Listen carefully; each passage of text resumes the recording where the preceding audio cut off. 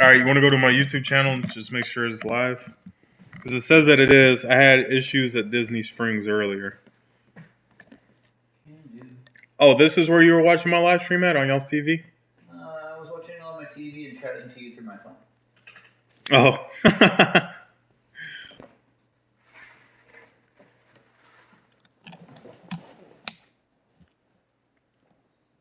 Bluetooth device, blah, blah, blah. Don't need that. No, honey. Yeah, I know. See one that was streamed 2 minutes ago, and then it says, yep, there you go. Why does it show Disney Springs? You might have to re-edit the information.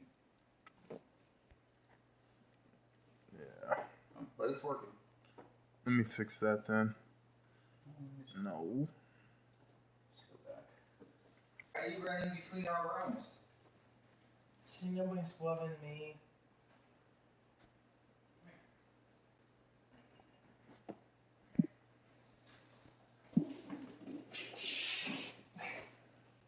Why are you just now getting the zoomies? Why are you just now getting the zoomies? To get your attention. Apparently so. She's an attention whore. We already discussed this. She is. Oh, there she goes. Being the brain that she is. In a ginormous brat. Shows one person is watching. I really don't think we're going to have a lot of people tonight. That's 10-4. It'll be in your history. Encourage your people to check it out. It's the way it works. This camera is not wide at all. No. Mine is a little one. That's the benefit. Is it really still live? I'm going to make sure it's not buffering. Yeah, there you go. Put it on mute. Yeah. If you want, you can pull up the chair back there. Alright.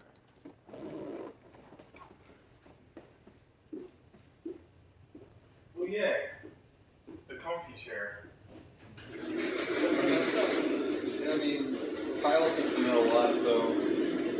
You know what? We can use the TV for chat, unless you want to watch something on there. No, go ahead. Drop what you want to drop. It's cool. Hit F5. Where? I was trying to figure out where the hell your mouse was. Oh, yeah. I mean, it's only... To watching. It's only 65 inches. It's fine. It's not TV, that big. It's not that big of a screen. Your TV is so tiny. Who's the Oreo? This is coming up on the TV. Well, I guess introductions are... Well, I mean, everybody already knows us. Then again, though, I don't think I had this, like, long or epic of a beard since No, I was you last did time. not. No, you did not. Yeah. No. But, I mean, that's the thing is I can grow it out as long as I can want to thanks to my employer. I mean, I had to change picture exactly. Shit on it. Like, I mean, it is what it is. So. Alright, guys. What's going on? We've got Steve, not Steven, not delivering the magic. And then you got Dave, Steve's brother. And these guys used to do, what did you do? I mean, I used to work in the parks. I worked at Disney for... I mean, your viewers probably still remember my ass, but yeah, I worked at Disney for 15 years, and I worked at Universal for 13. Alright, Dave, what'd you do? well, same shit as my brother, but not that long. I used to work at Universal Islands of Adventure over at Jurassic Park, and then Back to the Future briefly. Then I went to Disney and worked over at Magic Kingdom and Adventure Liberty Square. Pirates for a brief period of time. Then I was over at the best ride of them all, which was the Haunted Mansion. Yeah. How many happy haunts have you had so far? God, I can't get away from Master Gracie. 999. All of them. But Gotcha. one more week from 1,000. Yep. So, hold on. First off, let me move this a little bit closer. I ain't gotta do all the yelling and screaming. All right. I wish the table I mean, could come up. here's the thing: is if you plugged in an external mic, would it work? Yeah, but it converts it to mono. Even if it's a stereo mic? Yeah. Because your headphone jack on your phone only has mono. There's only one microphone input, not two. It's stereo for headphones only. Alright, guys. Tonight, we promised you guys earlier, it's time to take Disney down and expose Disney. Not so much Disney, okay? Disney itself is incredible. It's still great.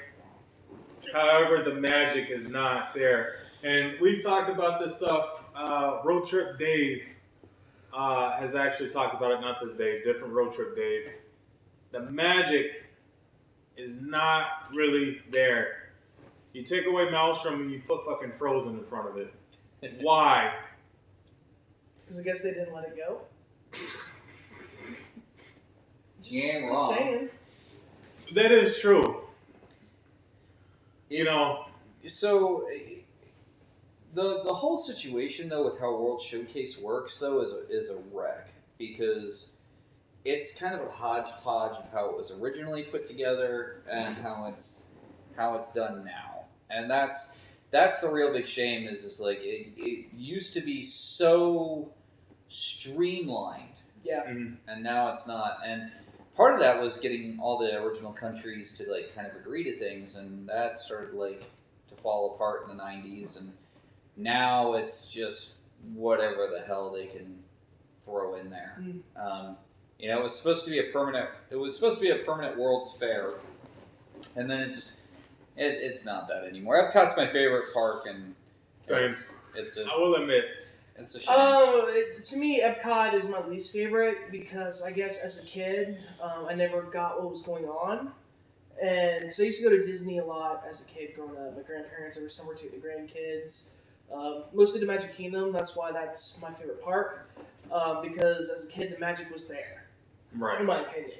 You know, like, you got to see, you know, the characters from the animated movies, like, right in front of you. You know, you got to experience ghosts, pirates, you know, and to me, as I got older, I guess, I appreciated Epcot just because, you know, I was at the legal drinking age, so I get to have more fun. Right. You know, and I got to understand, you know, going through the school and stuff, I got to understand, you know, a little bit of the culture of the world. You know what I'm saying? Yeah. So, my opinion, that's the least on my list, is Epcot. Okay. For me, it's definitely magic. I love Epcot. You know, Epcot is great. The problem is you have to do a lot of walking. If you do not want to do a lot of walking, Epcot is not the place for you. Your ECVs sometimes will overheat because they're being ran out.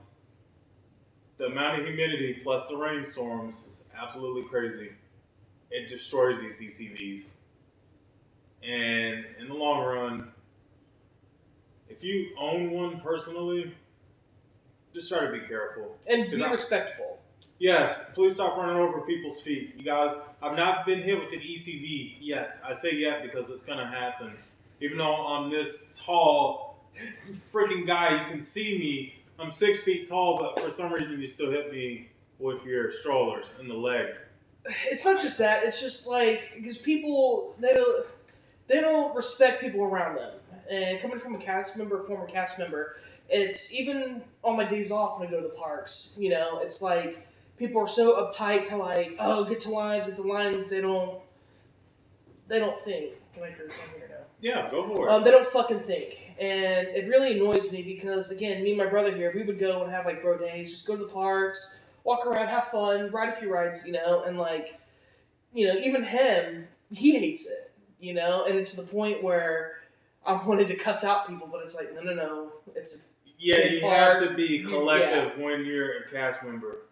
Because you don't know how many times I want to turn around, not only curse somebody out, but smack the shit out of somebody. Because when they're hitting me with their strollers, sorry, I'm 6 feet tall. I have freaking Tyrannosaurus feet. They're pretty big. They're a lot bigger than those stupid wheels on your ECV. Not on the EC, what you call it, the strollers. Yeah. I mean, come on, people. Seriously. But we need to talk about something a little bit more real from there is, are we really going to see a big change in Disney? What does Disney have in store for us next year? And what in the hell are these people doing in corporate? And why? Well, to start with, I can tell you that the offerings for the 50th anniversary are not going to be what a lot of people are wanting or expecting. A lot of the blame is being placed on all the COVID stuff, but some of it is that and some of it isn't. It was never going to be as big and as grandiose as Disneyland's 50th. Mm-hmm. Yeah. But at the same time, there was going to be a lot of cool new things coming and whatnot, and it's not going to pan out now.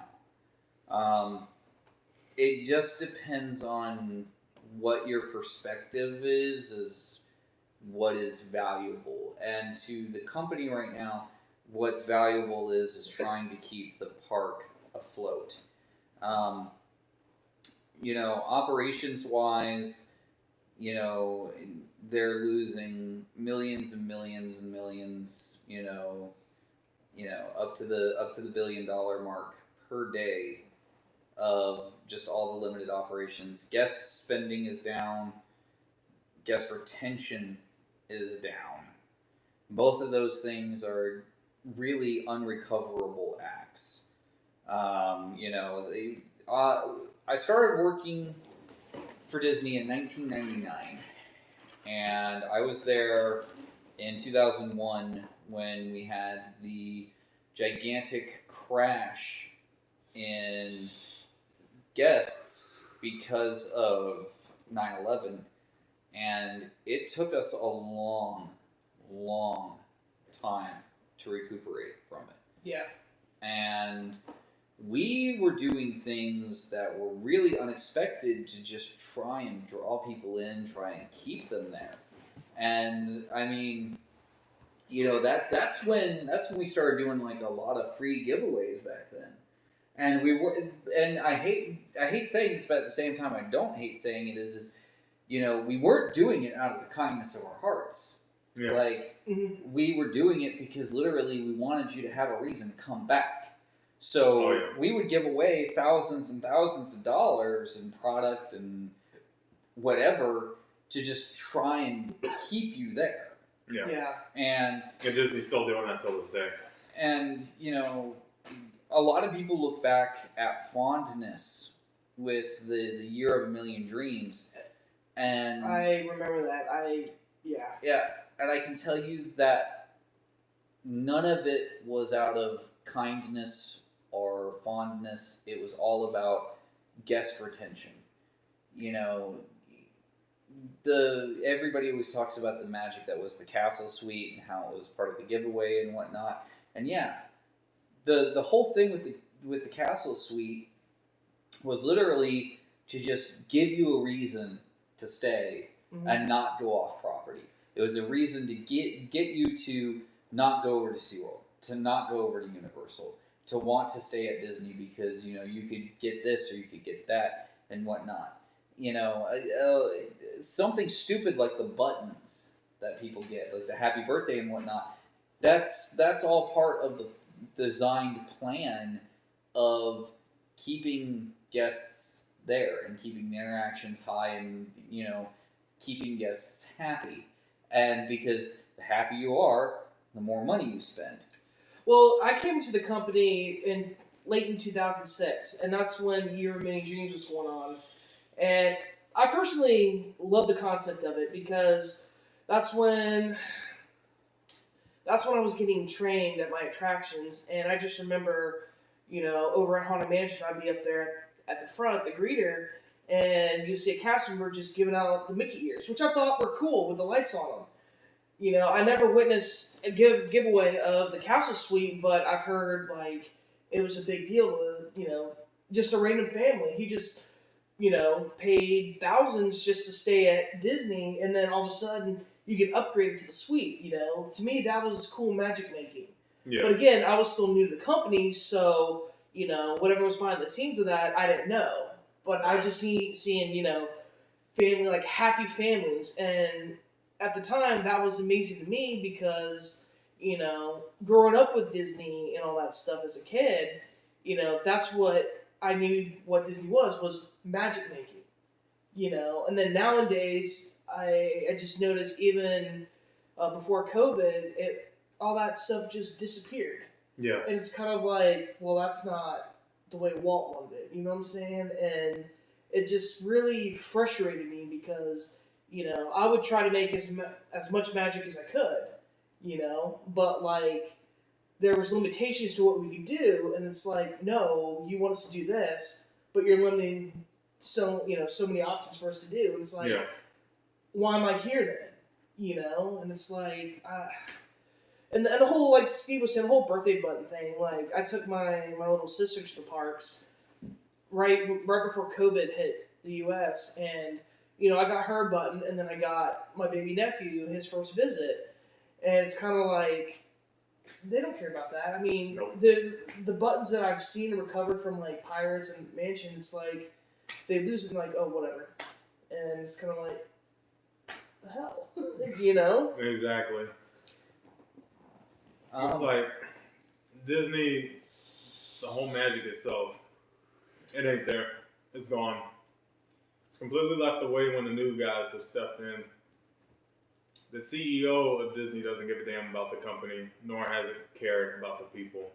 And I heard that Walt was not the greatest guy to be around. I heard that Walt was not what people thought that he was. I can't say that because I wasn't around in his time. I wasn't even thought of. So a lot of people sit there and fantasize about what kind of person Walt was. I mean, even I do to some extent. Right. But one of the things with Walt is that he was definitely a character who personified different things. Business-wise, he was pretty shrewd. But he refined a character of the Uncle Walt persona. Yeah.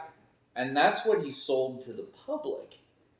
And a lot of people bought it. And a lot of people inside Disneyland at the time really did think that, hey, Walt was our boss, and he was a very personal type of guy and everything like that. But he was not above sitting there and calling out somebody, when doing something. Well, wasn't he very personable with the cast at the time? Like he would come up and he'd say hi. Yeah. He would try to be. Yeah. He would try to be as personal as possible. And some of that was, and some of that is reflected in certain things. But at the same time, this is also the same guy who sent, two guys into a room full of fleas, and they got covered in them, and then expected them to meet him back at the fucking office.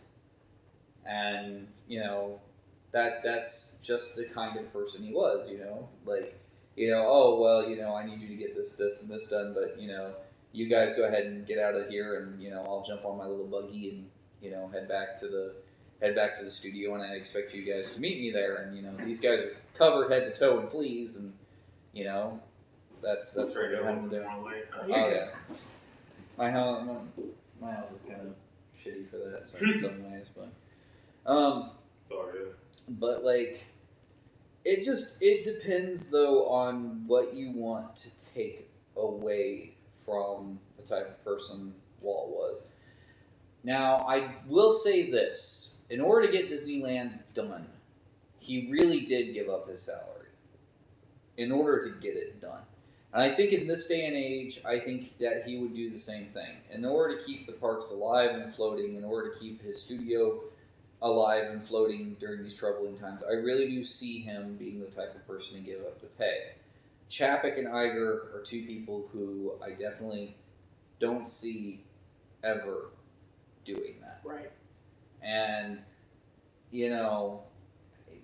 witnessing the decline of a company that I loved so much and that I had so much respect for and everything like that, personally has been very hard for me, because for 15 years of my life, I gave my heart and soul and everything I could to the company. And for the first 7 years that I worked for them, for the very first 7 years, I never took vacation. I never took a sick day. I didn't do any of that. If I was scheduled to be in, my ass was there. Right. And, talking to some of my friends and stuff like that nowadays who still work there, I tell them all the time now, hey man, if you ain't feeling good, just don't go in. Don't bother. Don't give them the time of day. I told you that once too. Yeah. You were like, shit, you were sitting there and you woke up one morning, you were really sick, you were like, hey bro, should I go in? And I looked at Dave and I went, don't go in.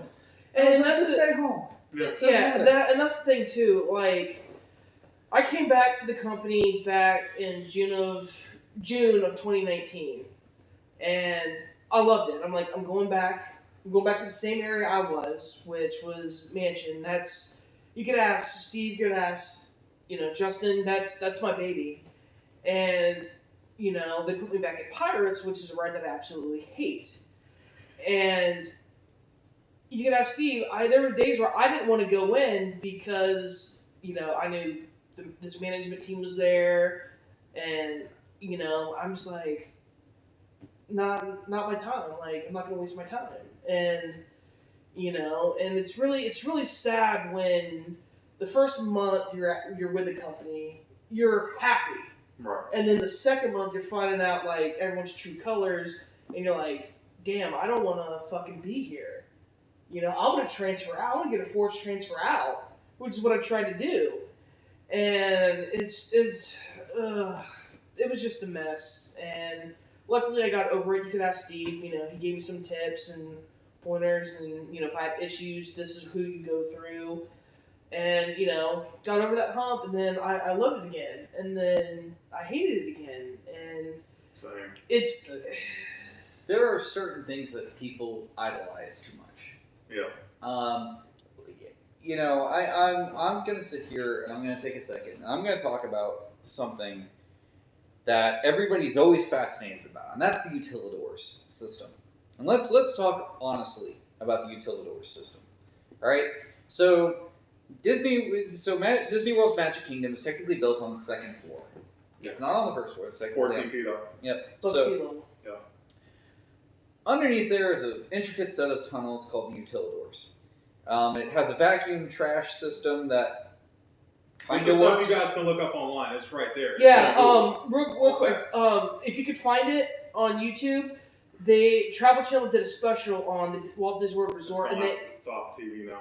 yeah, but you can probably find it on YouTube because I know I found a bunch of those videos. But if you can find it.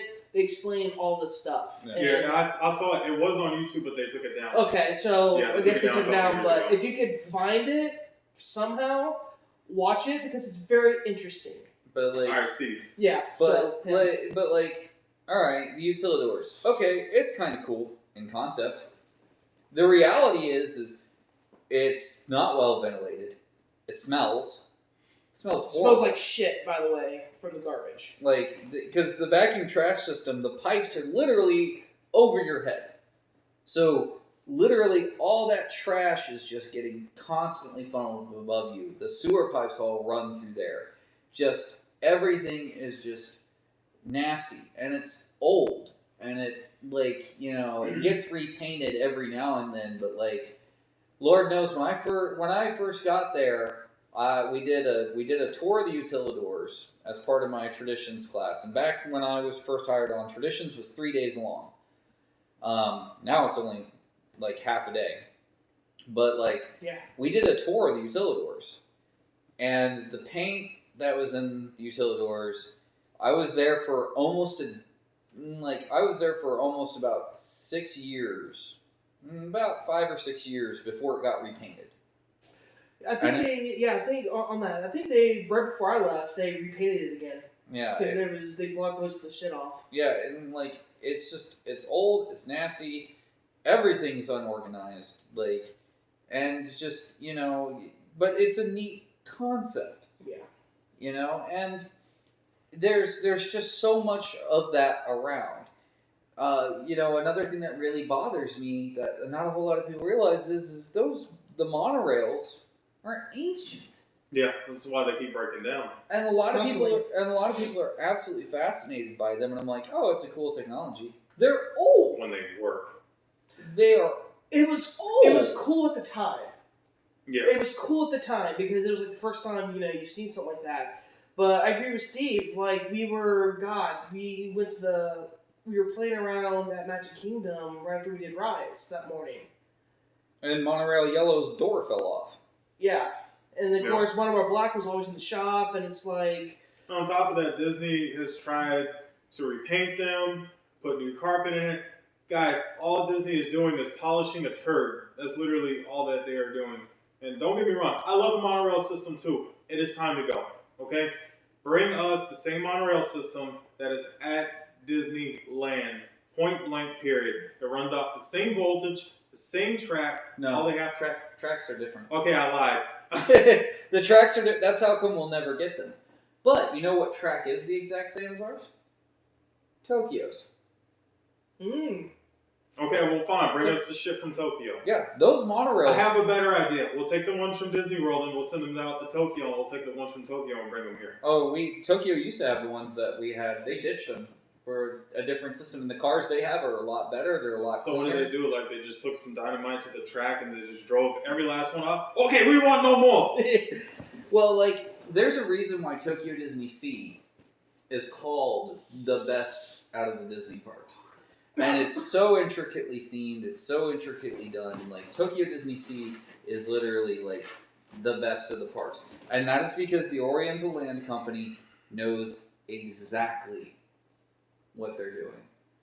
And yeah, we just get those guys from over there and put them over here so we can have them in our corporate? It would be wonderful. I would much rather prefer it. I got to work over at Tokyo Disneyland for 9 months, and I loved it. Well, I will say this though. Like, I actually, this is back when I was first with the company over at Mansion, and we had to be on top of our A game because the guys from Tokyo Disneyland came over to inspect our stuff. And what was really funny is, so I opened the mansion in the morning, and my first position rotation was stretch room 1. And I walk in, and I'm like, what the fuck? Where are the cobwebs and the chandeliers? The chandelier. And my supervisor had to come out and was like, oh, we had the Japanese big boys coming from TDL. I was like, huh? They're like, oh yeah, over there everything's all cleaned and all that, so we're making it like, speak for them. And I was like, that's new. Okay, let me just go on with my day. And their mansion's not even like that. No, there's cobwebs all over their mansion. Yeah, their mansion is beautiful. So all the cobweb, this and that, which really threw us off because we're like, that's the theming. It's a haunted house. There's cobwebs everywhere. So, and this is funny. So I'm doing the stretch room for the Japanese people, and they had their translator. And first thing I heard out of the, corner of my ear, if that's how you say it, was like, where are the cobwebs? And my management team was like, wait, what? What? They're like, oh, we like cobweb. And I was like, oh, damn. So we had to delay, we had to shut down the ride. I guess Imagineering came in, put them all back, and it was funny. And I got to meet a couple of the people, and they were nice people, and they were like, yeah, we just want to check out you American Block, and crazy morning that day. Hey guys, we all got questions about Disney World. These are the two guys that ask, especially when it comes to behind the scenes. Just straight up blunt, just how the way it is. And it's going to be told. Guys, I'm going to tell y'all too, because I used to work at Disney. Obviously, you guys know I've already put up my video. You guys have seen it about being one of 28,000 being let go. There's going to be a lot more than that, Steve. Yeah, there's more layoffs coming. You know, I'm trying to warn people as best as I can. If you work for the company, like start trying to find other employment right now because it's just gonna keep coming, and it's just gonna keep coming, and that's the way it's gonna work right now. Is like, you know, the things aren't profitable right now, and that's all they care about. Is not Right. necessarily about people being happy, but about the company being profitable. And I hate that towing of the line of a capitalist, like dystopian of like, well, you know, the free market and the you know, and like, you know, they need to be profits and they need to put profits above people. No, don't ever put profits above people, because that's how you crash. Yeah. That's how you crash and burn. You know. So this goes back to, what do you guys think? Is the magic gone from Disney? I think that it is. I'm gonna say yes, because I now agree. when you grow up as a kid, your kid expectations versus an adult is gonna be two different things, and we get that. And hold on, possibly almost impossible to find other employment right now, though. Yeah, and that's true. Yeah, I just saw it. I agree, Kristen, because That's I've true. been out of works right when they were reopening the parks, and I literally left for other reasons, and I literally just resigned because, to me, I got my call back soon, or my recall notice soon, and to me, I felt it was too soon to go back. And it wasn't just me; it was my other friends that worked where I was, and it was hard, but at the same time, even Steve vouched for me. I did the right thing, because if I would have went to work and got sick, and nothing, and possibly hurt the member of my household, that would have been bad, because they killed somebody, and it's No. I'll come back. I want to come back when everything's blown over, but with the way things are going right now in the company, it's not looking It's good. definitely, look at Disney like Titanic, and it's almost irreversible. These CEOs are driving Disney into the ground, and they want to open up. Guys, you still have to remember something. People aren't going to the parks because they have money to spend. They're going to the parks because they're bored. They have nothing else to do. There is nothing else to do. Nearly everybody I know who worked at both Disney and Universal are right now out of jobs. Yeah. And I am literally. It's only going to get worse. I'm Much literally out there trying to find my friends' jobs every day, because luckily I have a good employer, and they really watch out after me right now. But like, I'm out there busting my hump trying to help people find work and using my name and the little bit of pull I have with people to try and help as much as I possible. mean, I've been busting my ass every day on the computer applying for jobs, and it's kind of bullshit, because even like, I also have retail experience, a lot of retail experience. Same. Even trying to find retail jobs like for Best Buy or Target, it sucks, because like you'll send in your application, and then seconds later, you're not the right candidate, or some of that bullshit, and it's stupid. The problem when it comes to that is, you have to think about it. It's not only you. You got millions of Americans applying for that same position that you are. So it's night and day. Finding a job right now, guys, is damn near like winning the lottery. I'm not kidding. I mean that literally. Yeah, and Because it is tough. Trump, you fucked us over. You screwed this up. You said that this was a laughing joke. Now who's laughing? So, and it's only going to get worse too. Yeah. I do want to say this though. If anybody coming in and whatnot, if you have questions about how like what something is or how something works or something like that, and you just have a random Disney question, please feel free to put it in the chat. Working for them for 15 years, I can answer it honestly for you, and I won't give too much away, but if I can give you a direct answer, I totally will. Honestly, I'm not even really concerned with ever going back to the parks. I've hit that point in my life now to where I'm just, the thing is I realizing I can't even go, and I won't even be able to go for a couple of years because I don't really have an immune system. Yeah. I'm immunocompromised, so I can't go. And that's one of the reasons why I didn't go back, is because of my brother's health. Because He goes back to work, gets coronavirus, he's dying. Yeah. That's health, it. Yep. My health already ain't the best in the world. So Because of cancer, but he fought it. And you guys kind of know that story. Now, when it comes to, as far as, things at Disney, it's bad. And like you said, yes, it is going to get worse because we already know that Disneyland is fighting to keep the park open. But they can't open it because, why? They have a Democrat governor that's telling them no. Why? Because we're in the middle of a pandemic. they're doing the responsible thing of making sure that people are social distancing, making sure that things that aren't needed aren't open. You don't need Disneyland.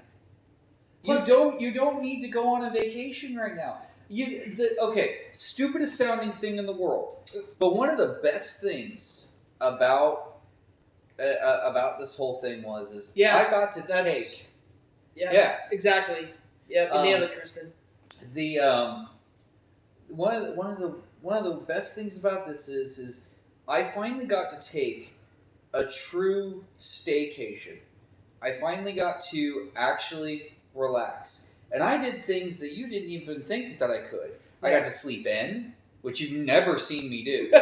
Facts. What is sleep? Yeah, I got to sleep in. I got to get projects done around my house that have been needing to get it done for, I helped too, months. so I'm not a piece of shit. But I got things done, and I actually got to relax.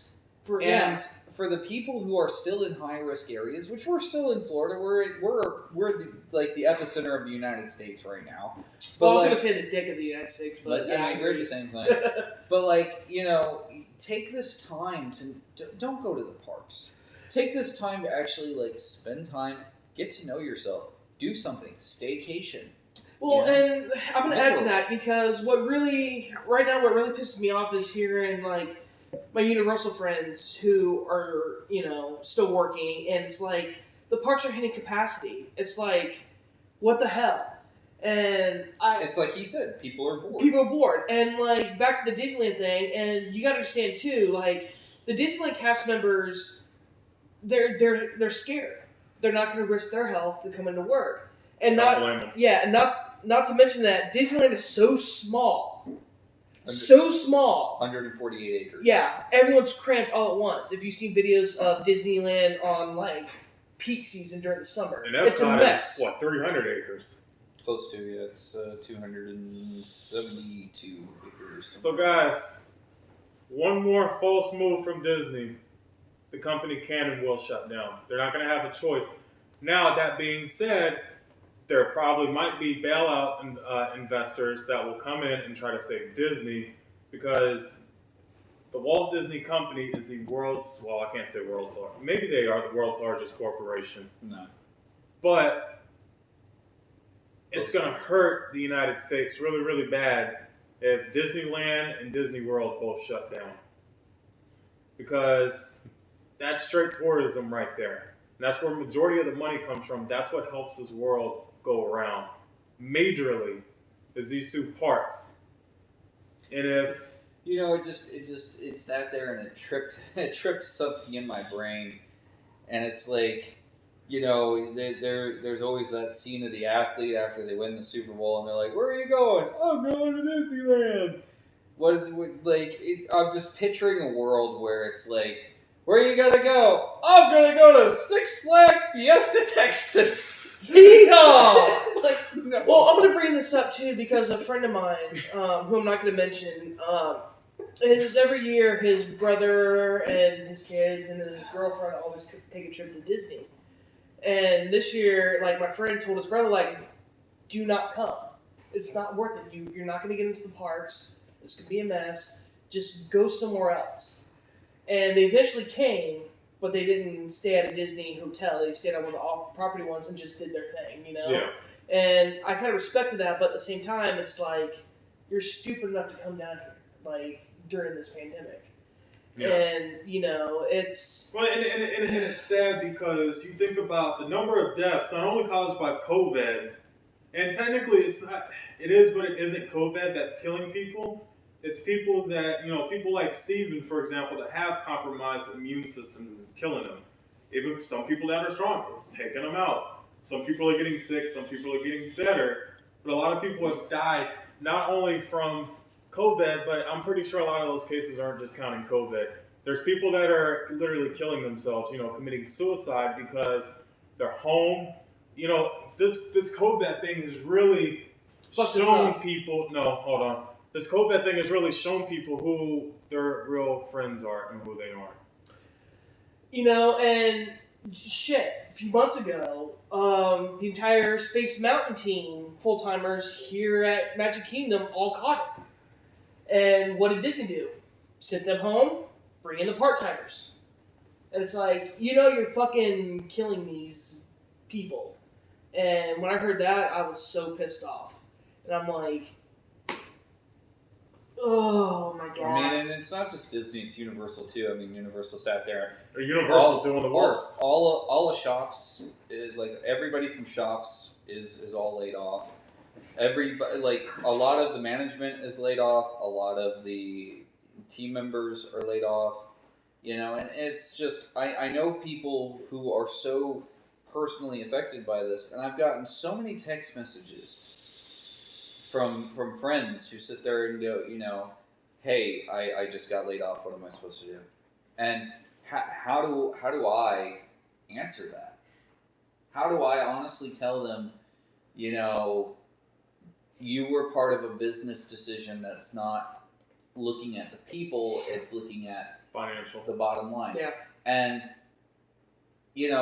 having a business degree, one of the worst things in the world I can say is fuck your shareholders.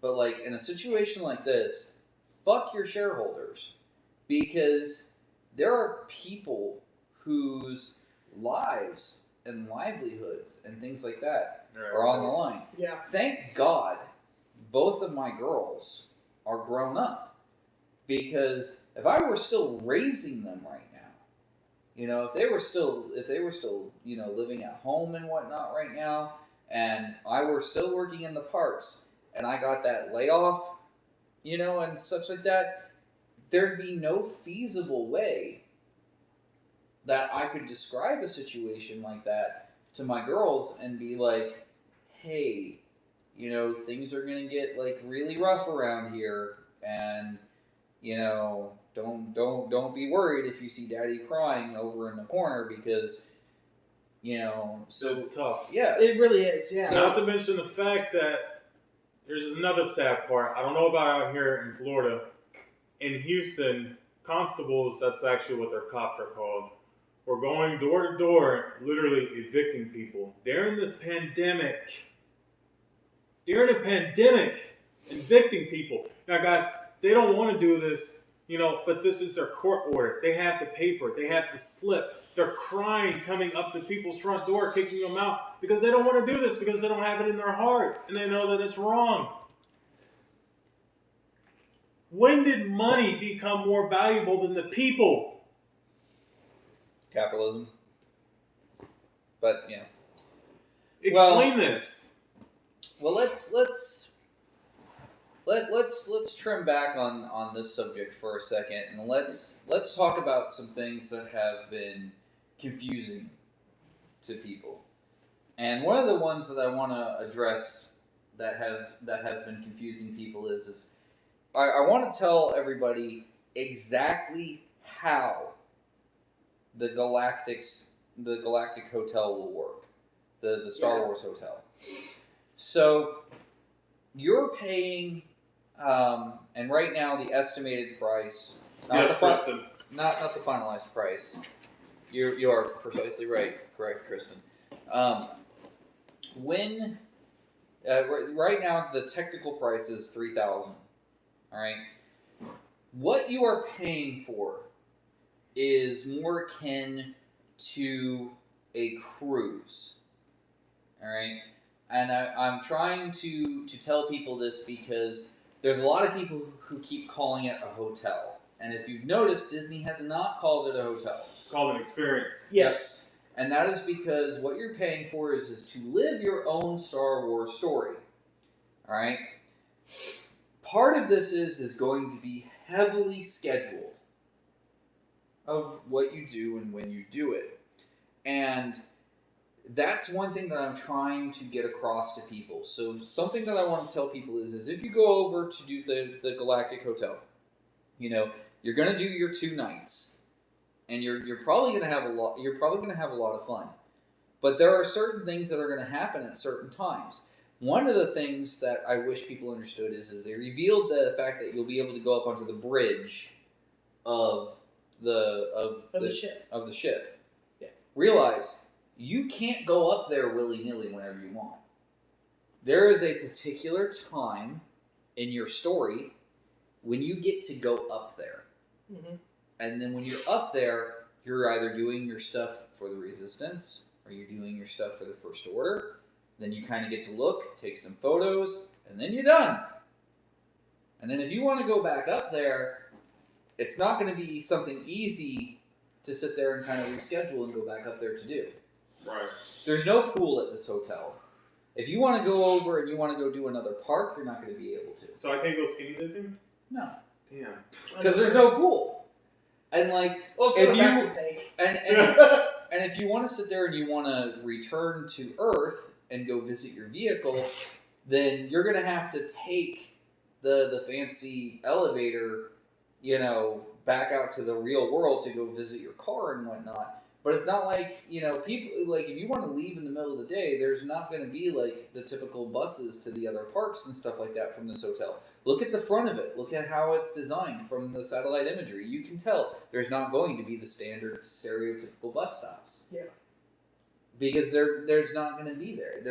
It's not there for that purpose. You're there to live your Star Wars story.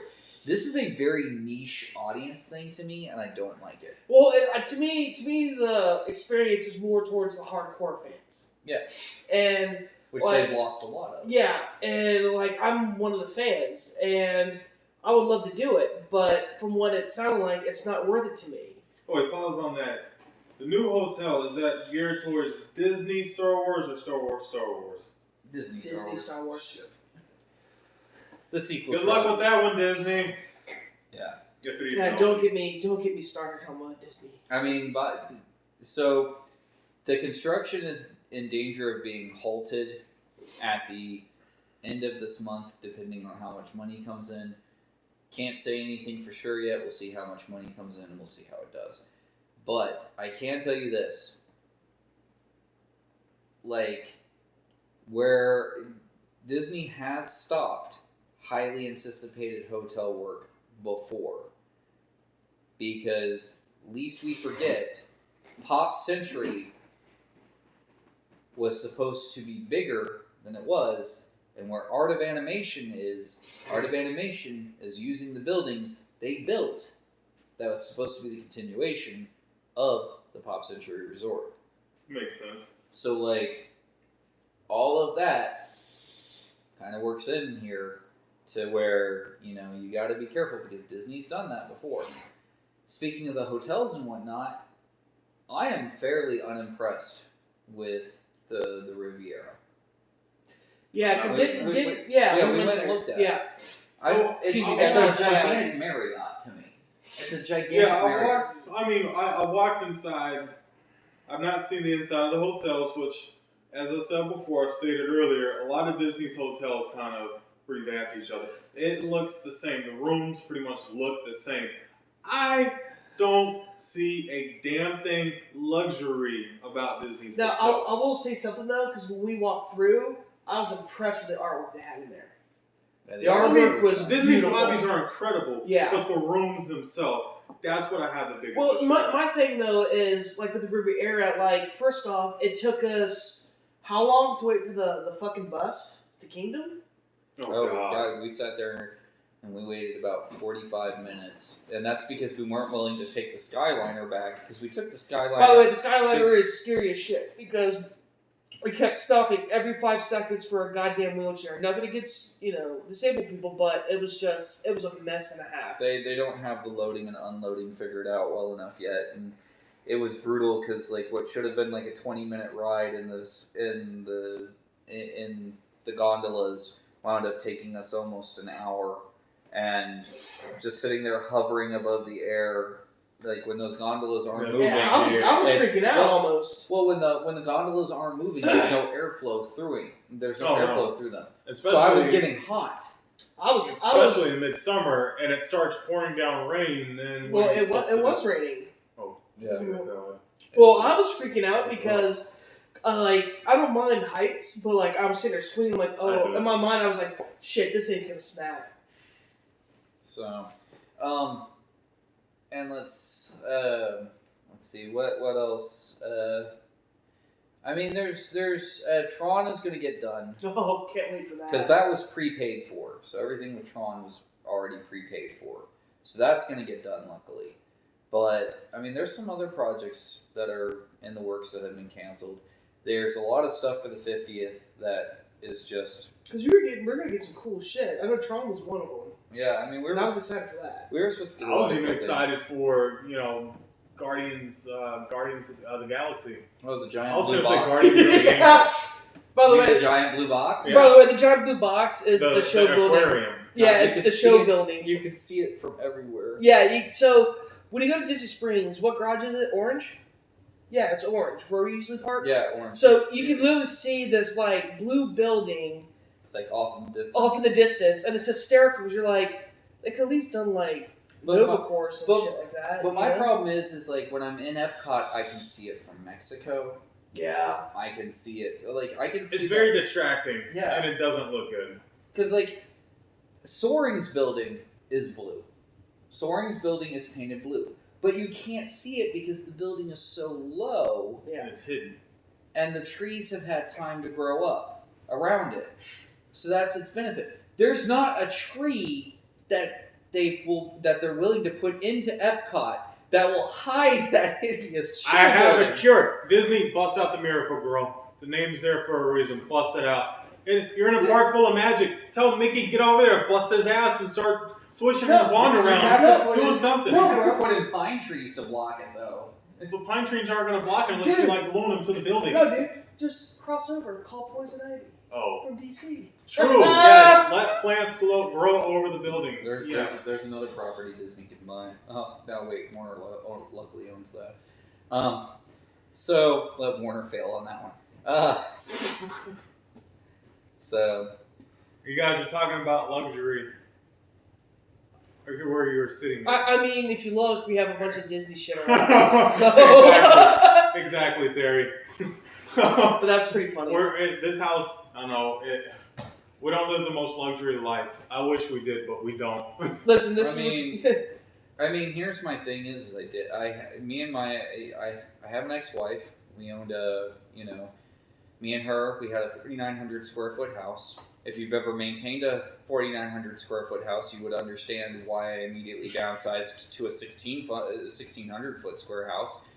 It was nice, but maintaining it was a bitch, and I like my little house. Plus, I'm happily divorced, so I'm never going back. Well then, guys, questions? Very happily divorced, but I mean, I've stayed in some very luxury, very, very, very nice hotel rooms. I've stayed in the governor's suite for a whole entire week over there at the Portofino. It was great and everything like that. I have a DVC membership, and mine's for the cabins over there at Wilderness Lodge. Which is very calming. I love the cabins.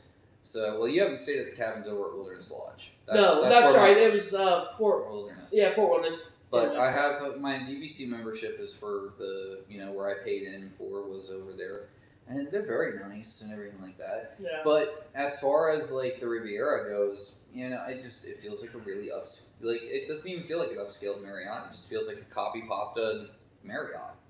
After the pandemic is all said and done and over with, they got a vaccine, they got whatever. And I'm pretty sure they got a vaccine. They're just not telling nobody and they're trying to hide it.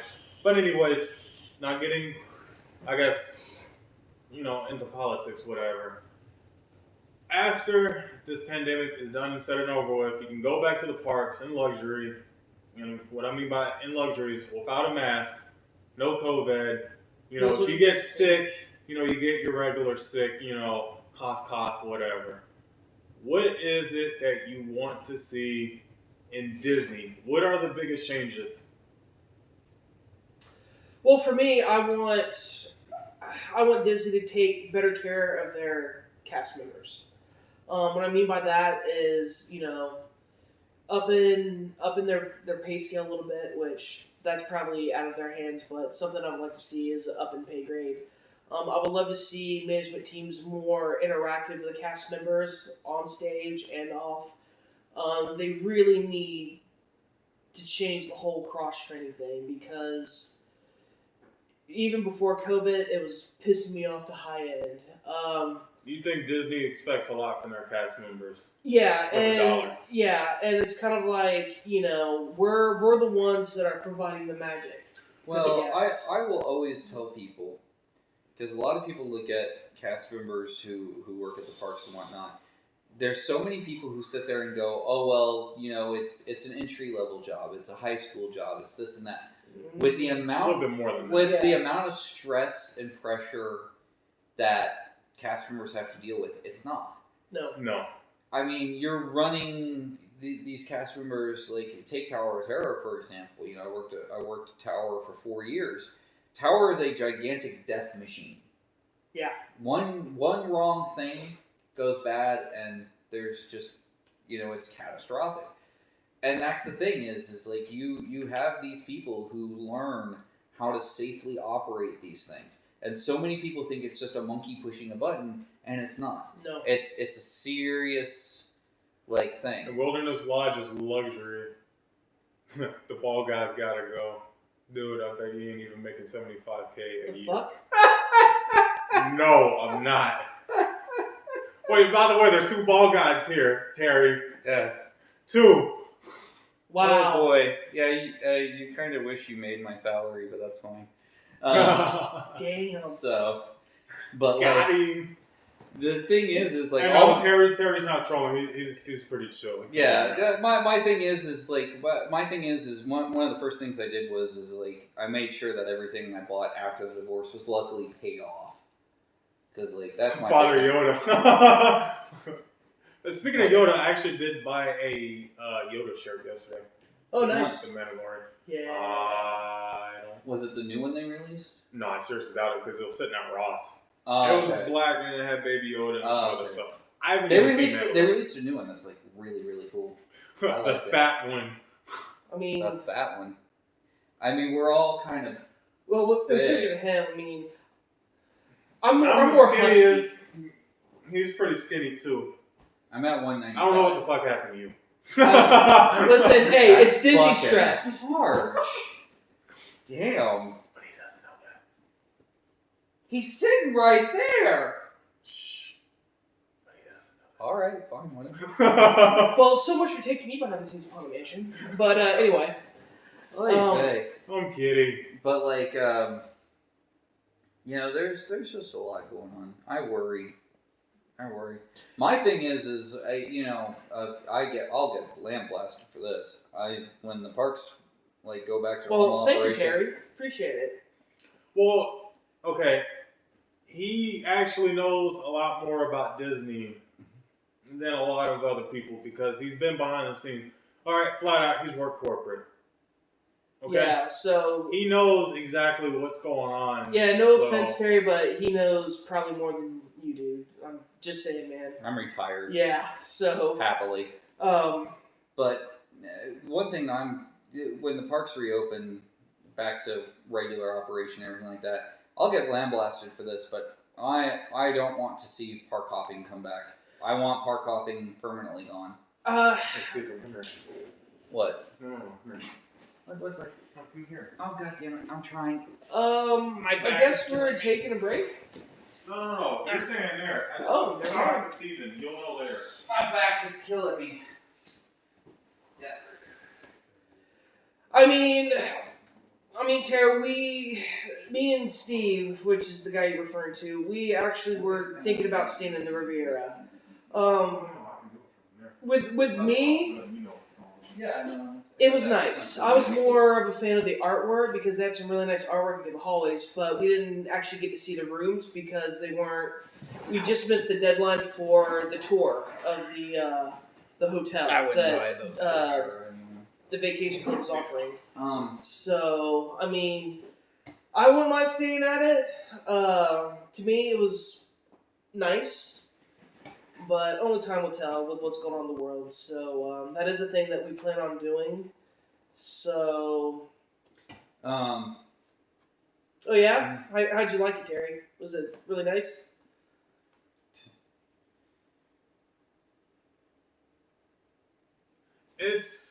I don't know, because a lot of these hotels. Luxury is a perspective, though. Yeah. Like, that's the thing. Because, like, luxury is really a perspective. Well, you gotta keep it. Because I like things like I said, the governor's suite over at Portofino was wonderful. Well, like I said, beautifully Terry, themed on the inside. the Wilderness, it's totally different genre of hotel. Like, a lot of people like it because it's pretty much surrounded by, like, wildlife and, like, trees, and it's very quiet. I mean, I guess Right. people, it depends on the person, I guess, but... The problem, I know it's kind of off topic, but the problem, especially working with Disney, even you don't have to be there to be at Disney to see. The magic is completely destroyed.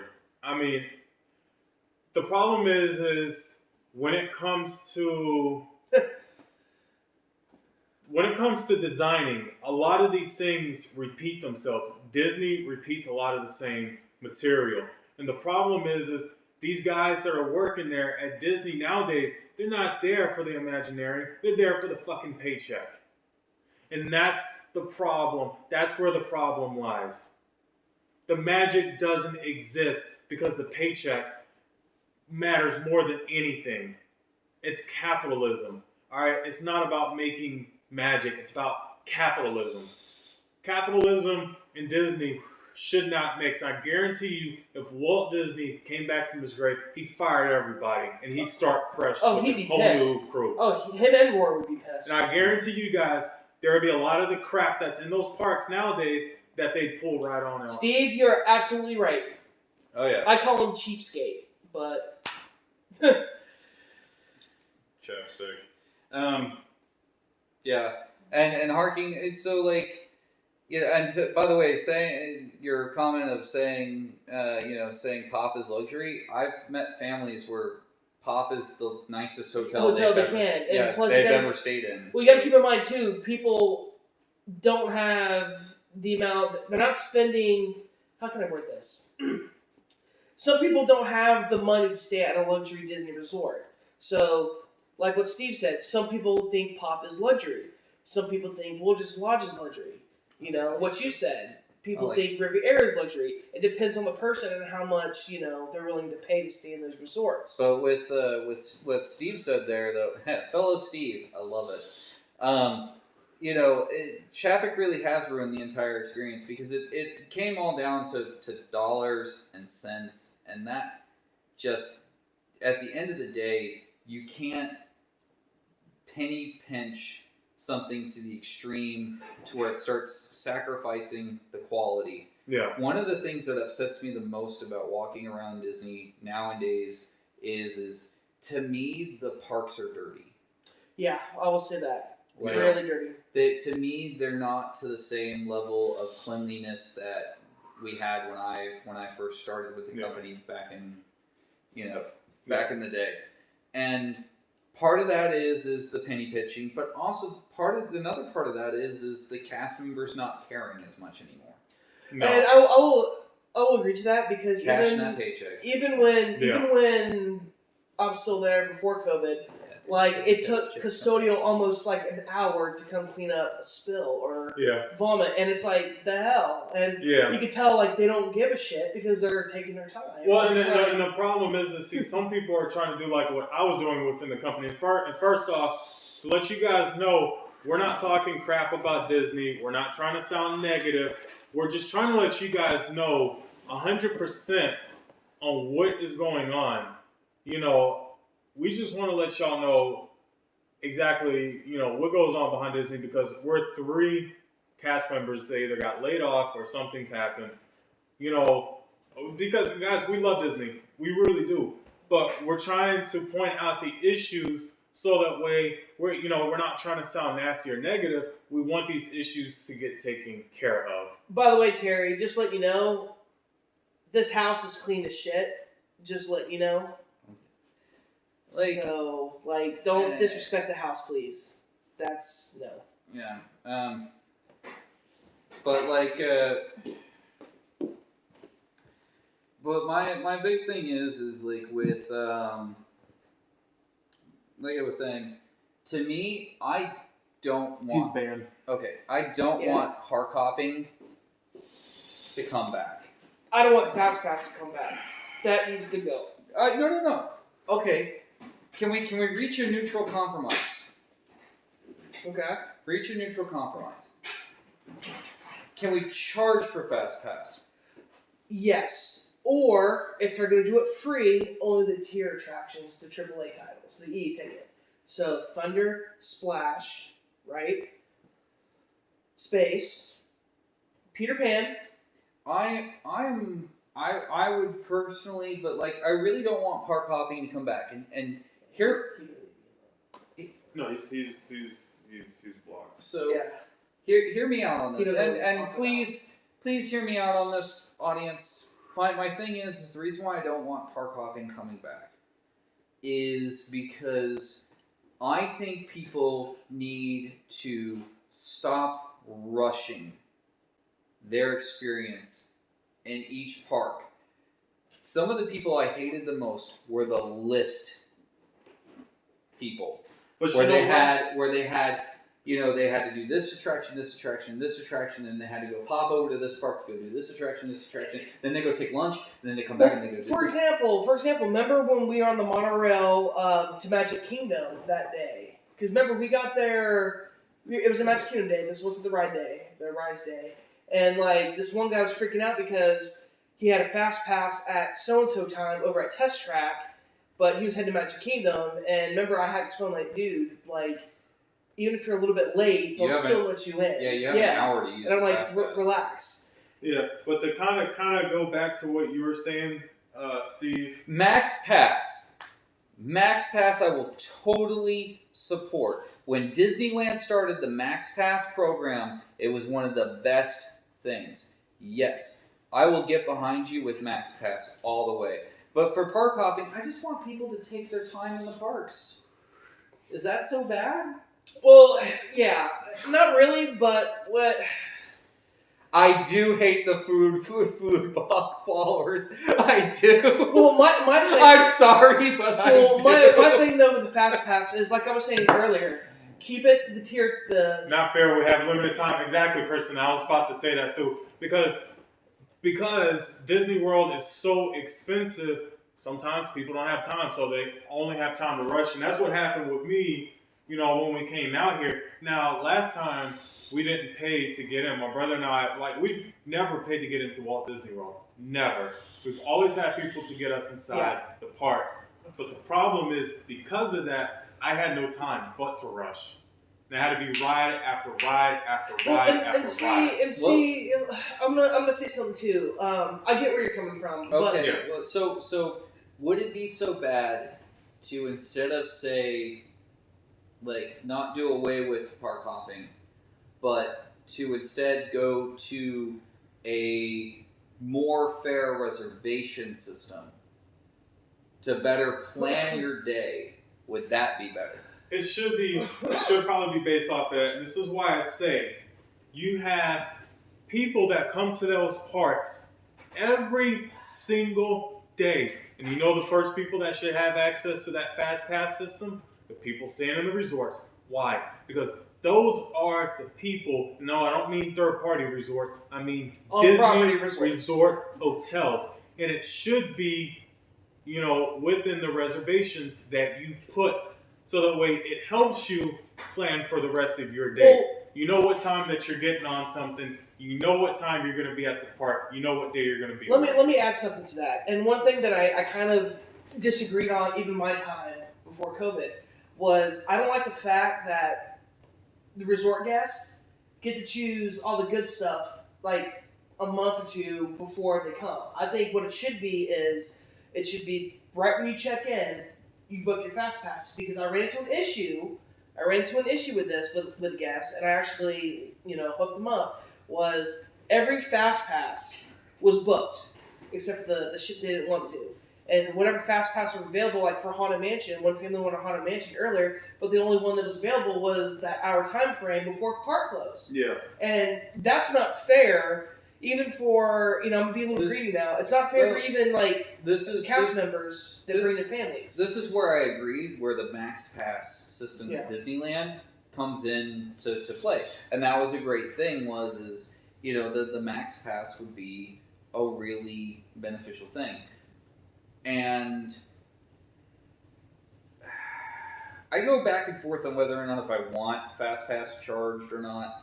But if something like the Max Pass system was implemented, I think I'd be a little bit happier with how broken it is now. Well, I just don't like that attractions that don't need it. Like, we had this conversation before. Was Haunted Mansion, Pirates, those type of attractions, they're people eaters. You really don't need that Fast Pass. No, I mean, back in the day when I first started working, Haunted Mansion didn't have a Fast Pass, and I mean, it just gobbled people up. Well, I never saw it above it. Same when I was with the company the first time, we got people through because we would constantly monitor our stretches, and we actually had a good a team that we got the people on. Yeah.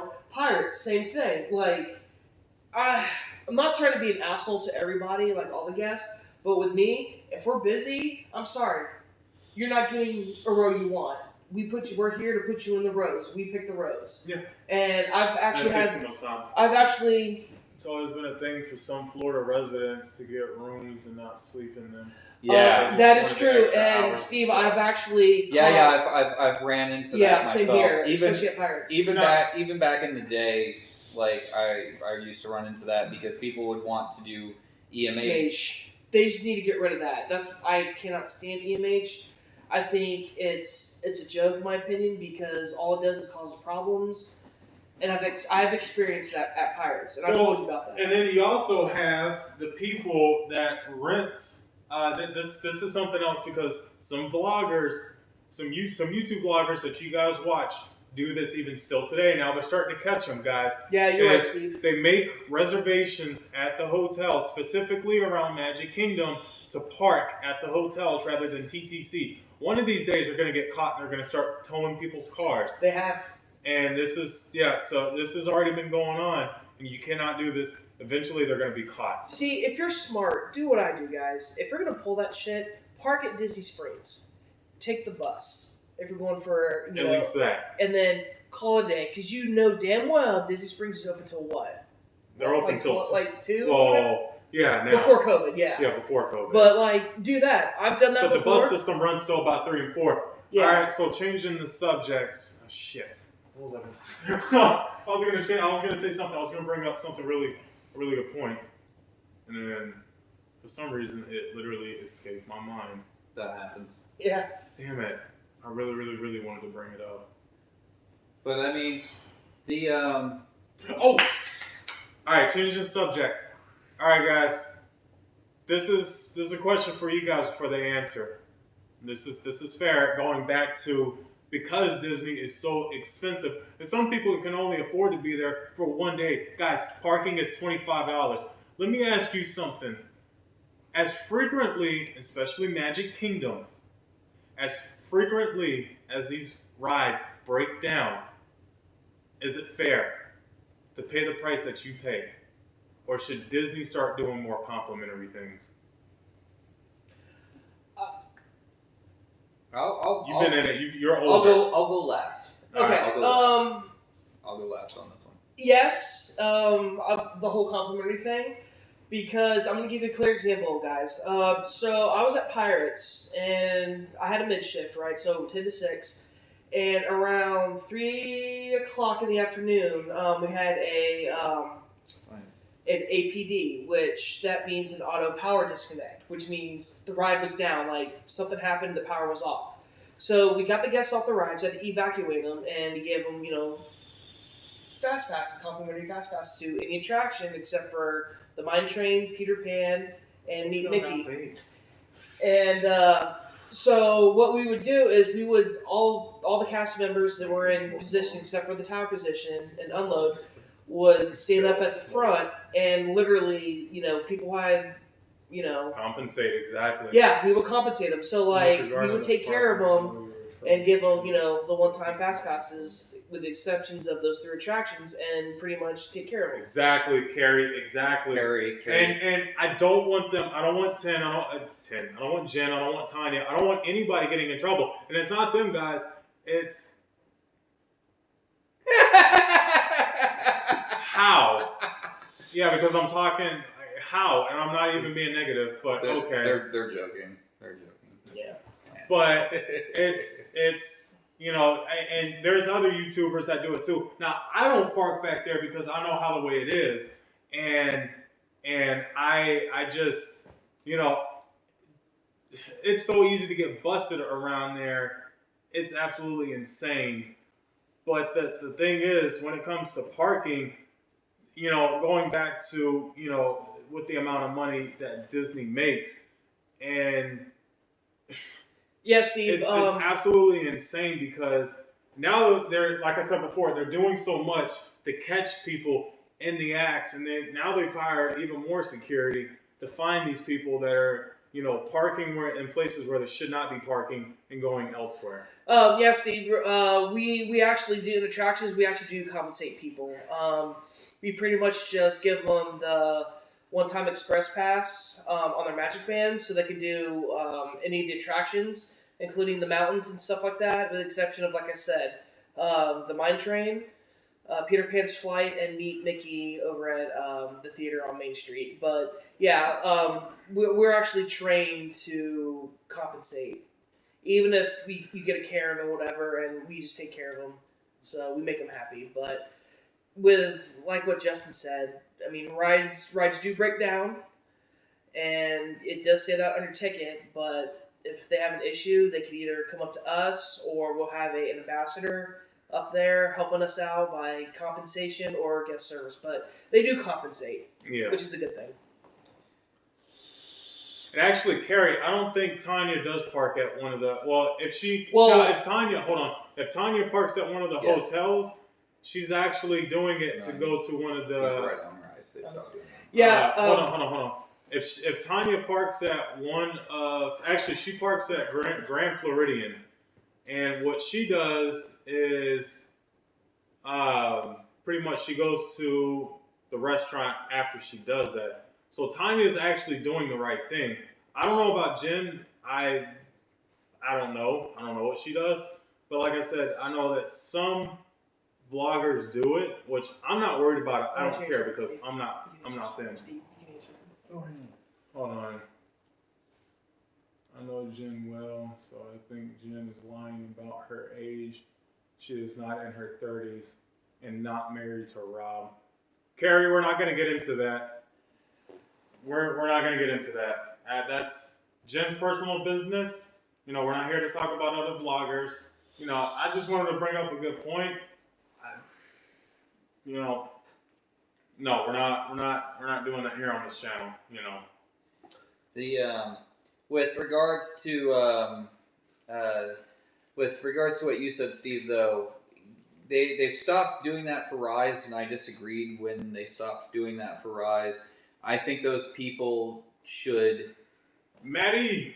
I think those people deserve to be compensated in some way, and with the whole compensation thing, with like the parking and whatnot, I do see a lot of abuse in regards to how much like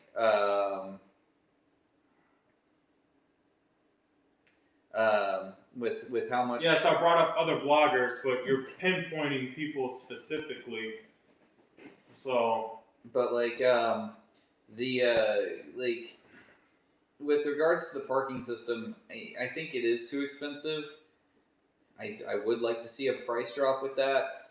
I also don't think premium and preferred parking should be a thing. That is like, not the not the 25 it is, and definitely not the over 30 for the preferred. I think when it comes to ride breakdowns and whatnot, when I first started, there was a lot more that we could do to compensate. There was a lot more that we could do to make people happy. I would like to go back to that. There was a time and place when we could sit there and we could, walk groups over to other attractions there at studios back in the day, when we could walk people over and be like, hey, can you do me a favor and get this family on? Can't do that kind of stuff anymore. There was a time and place when we could do a lot more, and we just, you just can't anymore. And so, yeah, I think that there needs to be a little bit more compensation when bad things do happen. As far as the price of parking goes, yeah, I think that deserves to be dropped. But at the same time, when it comes to parking, I think that there needs to be a better solution starting to be in place for parking. So, it's great having a tram that runs you from the back of the parking lot to the front. But it would be nice if there was like somehow implementation in the Disney app to start marking where the hell your car is. I hate taking a picture where I'm at. Yeah, because like not everybody has a Tesla. Not everybody has a car that can sit there and find itself like mine can. Not everybody has a newer Ford that has the Find My Ford feature. Because now they're trying to expect people to like use the Google Find My Parking, and Apple has the same thing. Yes, thank you, Maddie. Yeah, I don't know why she came on here with that crap. And the funny thing is, she's making it seem like I was talking crap about them, which I'm not. So that's fine. Josh, let me see.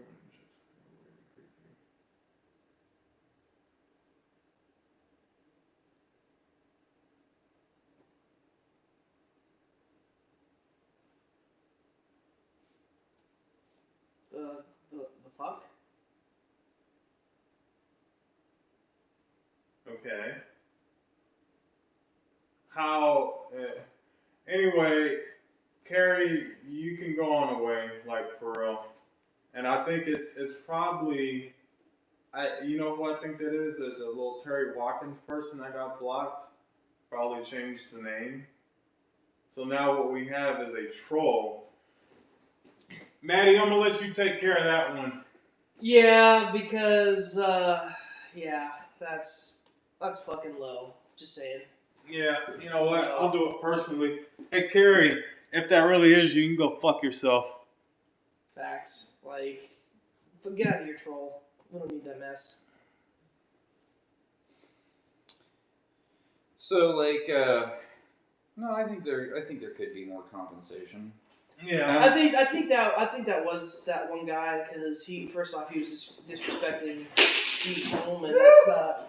You have a screw that came out. Well, that was probably Kyle. I'll take this screw and I'll put it back in. Little technical difficulties, guys. Hang on. Oh yeah. Anyway, let's get back to Disney. Disney itself. Let me tell you. So back to Magic. I think when it was, when Disney first started operating, I think they had a much better chance, because back then, especially when it comes to technology, which we were talking about earlier, they had less chances of breaking down. And this new day and age, they have so many of these rides that break down. Not so much Soarin', but you have Navi River that breaks down sometimes. What's the other one? Flight of Passage that breaks down constantly. Oh. You have plenty of other rides that break down constantly that are within the digital stage. So back then, when these rides were brand new and when they were coming out, and they've showed it, even Walt himself shown that a lot of these rides are actually driven by tape. And we're talking riddle reels, not just audio, the ride itself. The computer itself was driven by tape. We're talking machines that are the size of old IBM riddle reel computers. So I have a question that's kind of pseudily related with these high tech rides and whatnot, and it's a question for the members. Yeah. Yeah, People Mover is still down. It's probably gonna be down for quite some time. It's down for refurb now. Yeah. Yeah. It's refurb. Yeah, it's for refurbishment. Are they putting the new cars on there? No. No, they're just fixing the. Here's a question. All right, let's say that you guys are on a ride like Rise of the Resistance and whatnot. What would you like to personally see as a form of compensation if you have to get Yes, evac? magnetic tape. Yeah, magnetic tape. What would you like to see as a form of compensation if you're evac'd off of, say, Rise? And I've been evac'd off of Rise, and it takes. You either have a really good team who's really quick, or you have a really shite team who takes forever to get to you.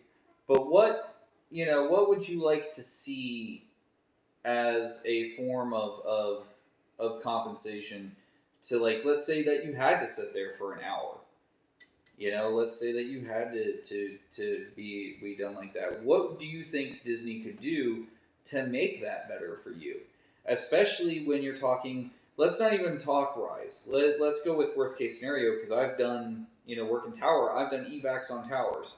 And yeah, we've left people in the fifth dimension corridor for about 45 minutes before, because, it just happened to be that, we didn't have the person there that we needed to have there.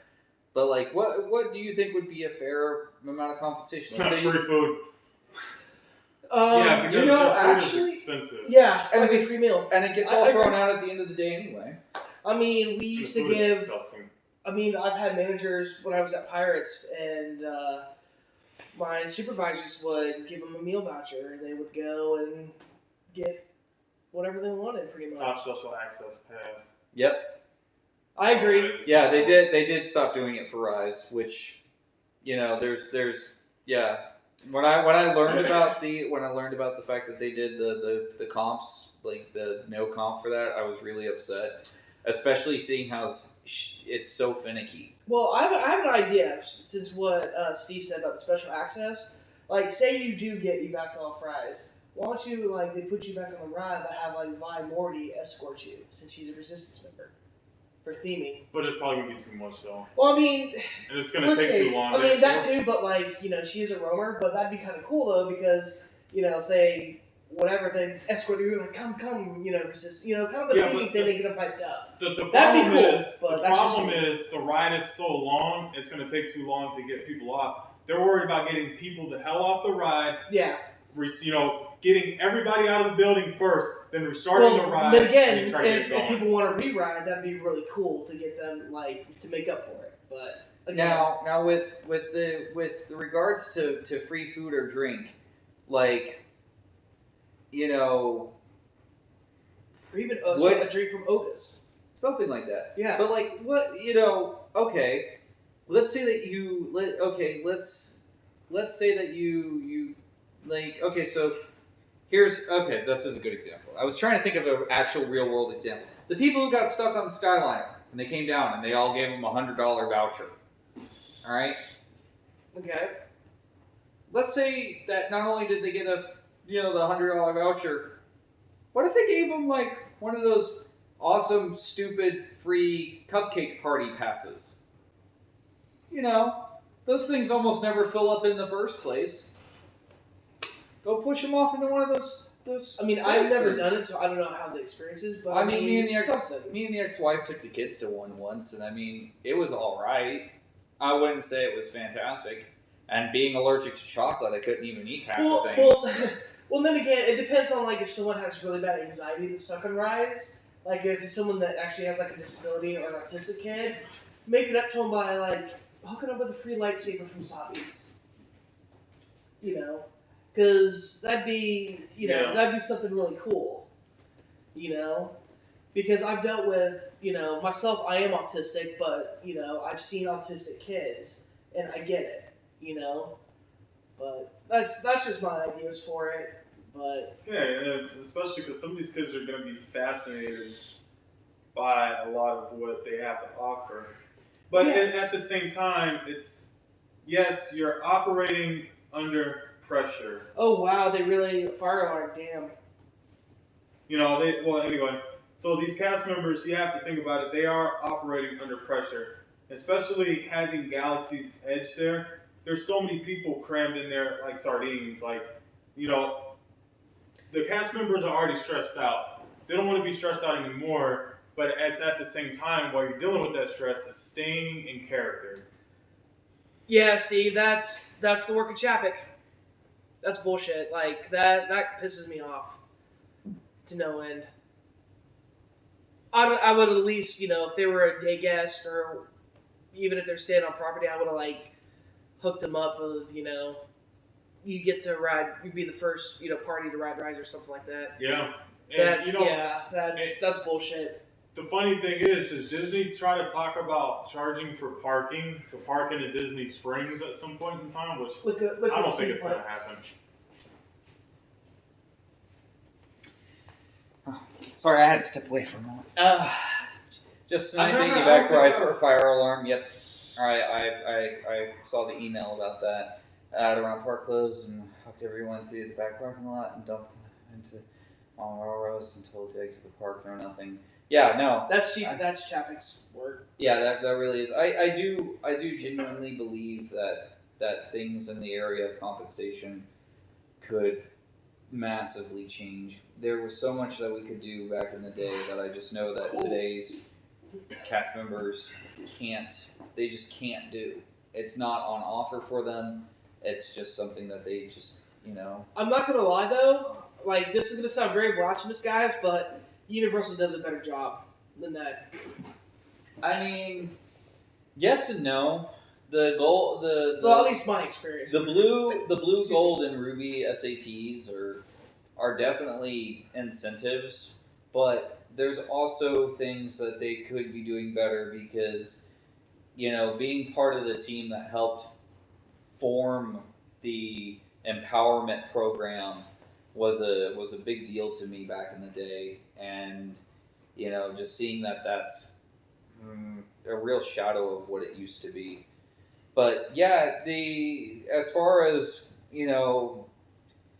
being GTFO'd out of there, it's a shame, and there should have been something. They could have given those people shirts. Or Star Wars merch or something. They could have given them something. You got all those pens over at Sabi's that you can't get rid of. Start giving people, pens on their way out or something. Just something. Yeah, and the pins, we already know it's not costing Disney a lot of money. No, if they want to compensate with those pins, that's fine. I mean, shit, you got kids that are, freaking wild by the park maps or something. Have something in your hand ready to go. Food vouchers, I think, would be a great, compensation. Well, when I first started with Disney back in 2006, we had an evacuation at Pirates, and this kid had autism real bad, and he only rode the ride to see Jack Sparrow. So luckily, a good friend of mine played Jack and looked just like him. So what I did was, he just got done from the pirate tutorial. I took him backstage. I'm like, hey man, I have this kid. He went on Pirates, wanted to see Jack. He's a huge Jack fan. He got evac'd off the ride. Can you do a private meet and greet real quick with his family? And he agreed to do it. Again, he's one of my good friends. So I took him back there. The kid was happy, and let's put it this way, I got praise for it. Shit like that, is what I like doing. And then what sucks is the rides that break down are the classics. within No, within the last minute. And it sucks like crazy because, guys, I mean, this even happened to our ride before at Universal. Like, if the ride breaks down even 10 minutes before the park closes, We put you back on. we got to get you back on. So that means if we have to stay there, you know, for however long, you know, you got to do whatever you got to do to make you guys happy. Now Disney, on the other hand, they don't care to do that, and this is something that Disney has actually been known for doing, which is late at night when the fireworks are going off, which I've told you guys before is nothing but a distraction for the tourists to go, oh wow, so the way the Floridians that know exactly what's going on can go and ride their rides. These guys are pretty much upping their wait time to make it seem like it's far more than what it is to try to get these people out. You know, so the way when you go and look at it, you're like, oh, holy cow, yeah, I'm not going to ride that ride because it says it's a 95-minute wait, when in actuality, it's a dead walk. Well, see, and that's the thing too. Like, just because I'm a former cast member and shit like that, like, I could tell like what the wait times are. So like, if I bring, you know, if three go to the parks, or if I'm bringing family or whatnot, you know, they're like, oh, it's a long wait. I'm like, no, it's not. I'm like, well, just get in line. Do you really want to ride this? Yeah. All right, let's go. And then, bam, we're on.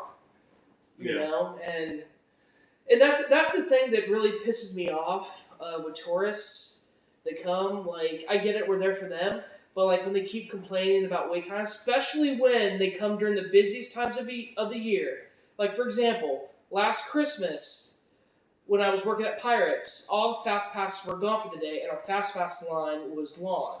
People kept complaining about that. I'm like, listen, you have your Fast Pass. We're getting you through as quick as we can, guys. Like, you know, and they would just keep going on and on. I'm like, you know, I feel for you, I really do, but you did come during the busiest time of the year. That's out of our control. Like, for our parks at capacity, I can't just snap my finger and Steve call. just brought up another good point. See, Steve, I don't think I've had this Steve on my channel before, but I already see he's great in the chat. He knows exactly what we're talking about. Yeah, the times of, like, there was a time back in the day where we couldn't really manipulate it that much, or else we'd get in trouble. And now I've noticed that it really is about, you know, trying to manipulate it and trying to just get people out. You know, there's been some serious padding with the wait times, and I've even seen padding in, like, recorded numbers and whatnot. And that kind of makes me a little irritated because... Oh, I just found you tonight. That's cool. I'll subscribe if you like the channel and the content, because we got plenty more coming this way.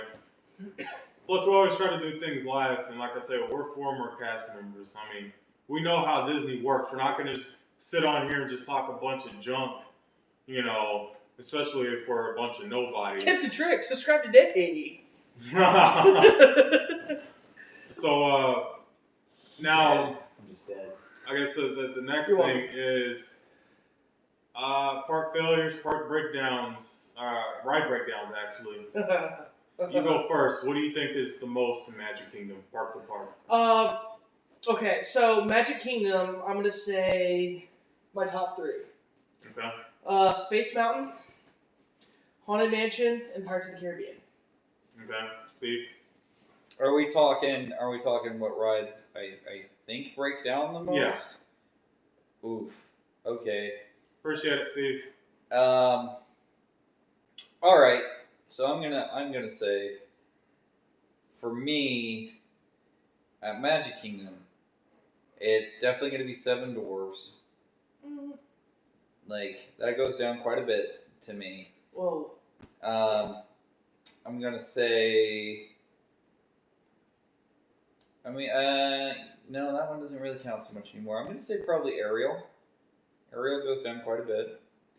And then I'm going to also agree with, I'm going to say Astro Blasters. I almost agreed with Space Mountain, but, like, Space Mountain is just a carny coaster, so, you know, you get up there and you push them down and it'll be fine. So, but, like, when you have the lights on, it really is a carny coaster. It's hysterical to look at. But It's creepy too because those tracks are so close. I have a friend who's 7 foot tall. He once hit his hand on one of them. It was frightening. Yeah, it's, Snap your hand I call off. Space the Ball Almost Buster. Yeah. Guys, if you know what I mean. Mhm. But For me, I think wait, are you done? oh yeah, no, I was done. I'm wondering if anybody else agrees. Yeah, see, yeah, that's another Splash. one. I was gonna say Yeah, Splash Splash. too. Mountain is another one. Well, I'm gonna add some Hold on, Steve real quick. Hold on. Splash Mountain is definitely one of them. TTA has been the biggest fail for the longest Oh, time. God, This baby. specifically this year has been nothing but a joke. It has just been crazy. The other one is going to be. I'm gonna have to give this one to Toy Story.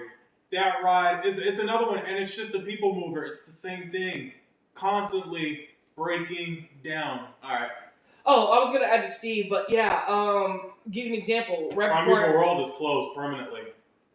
before I left Disney, Splash was down for an entire day. They couldn't get everything working in time, so they just closed it. Remember that happened to us one time at Universal. And there was a time where Haunted Mansion literally was down for 4 days in a row. I was working those 4 days, and people were pissed. But you know what? We can take this opportunity though to sit there and remember and immortalize our favorite character ever on Splash Mountain.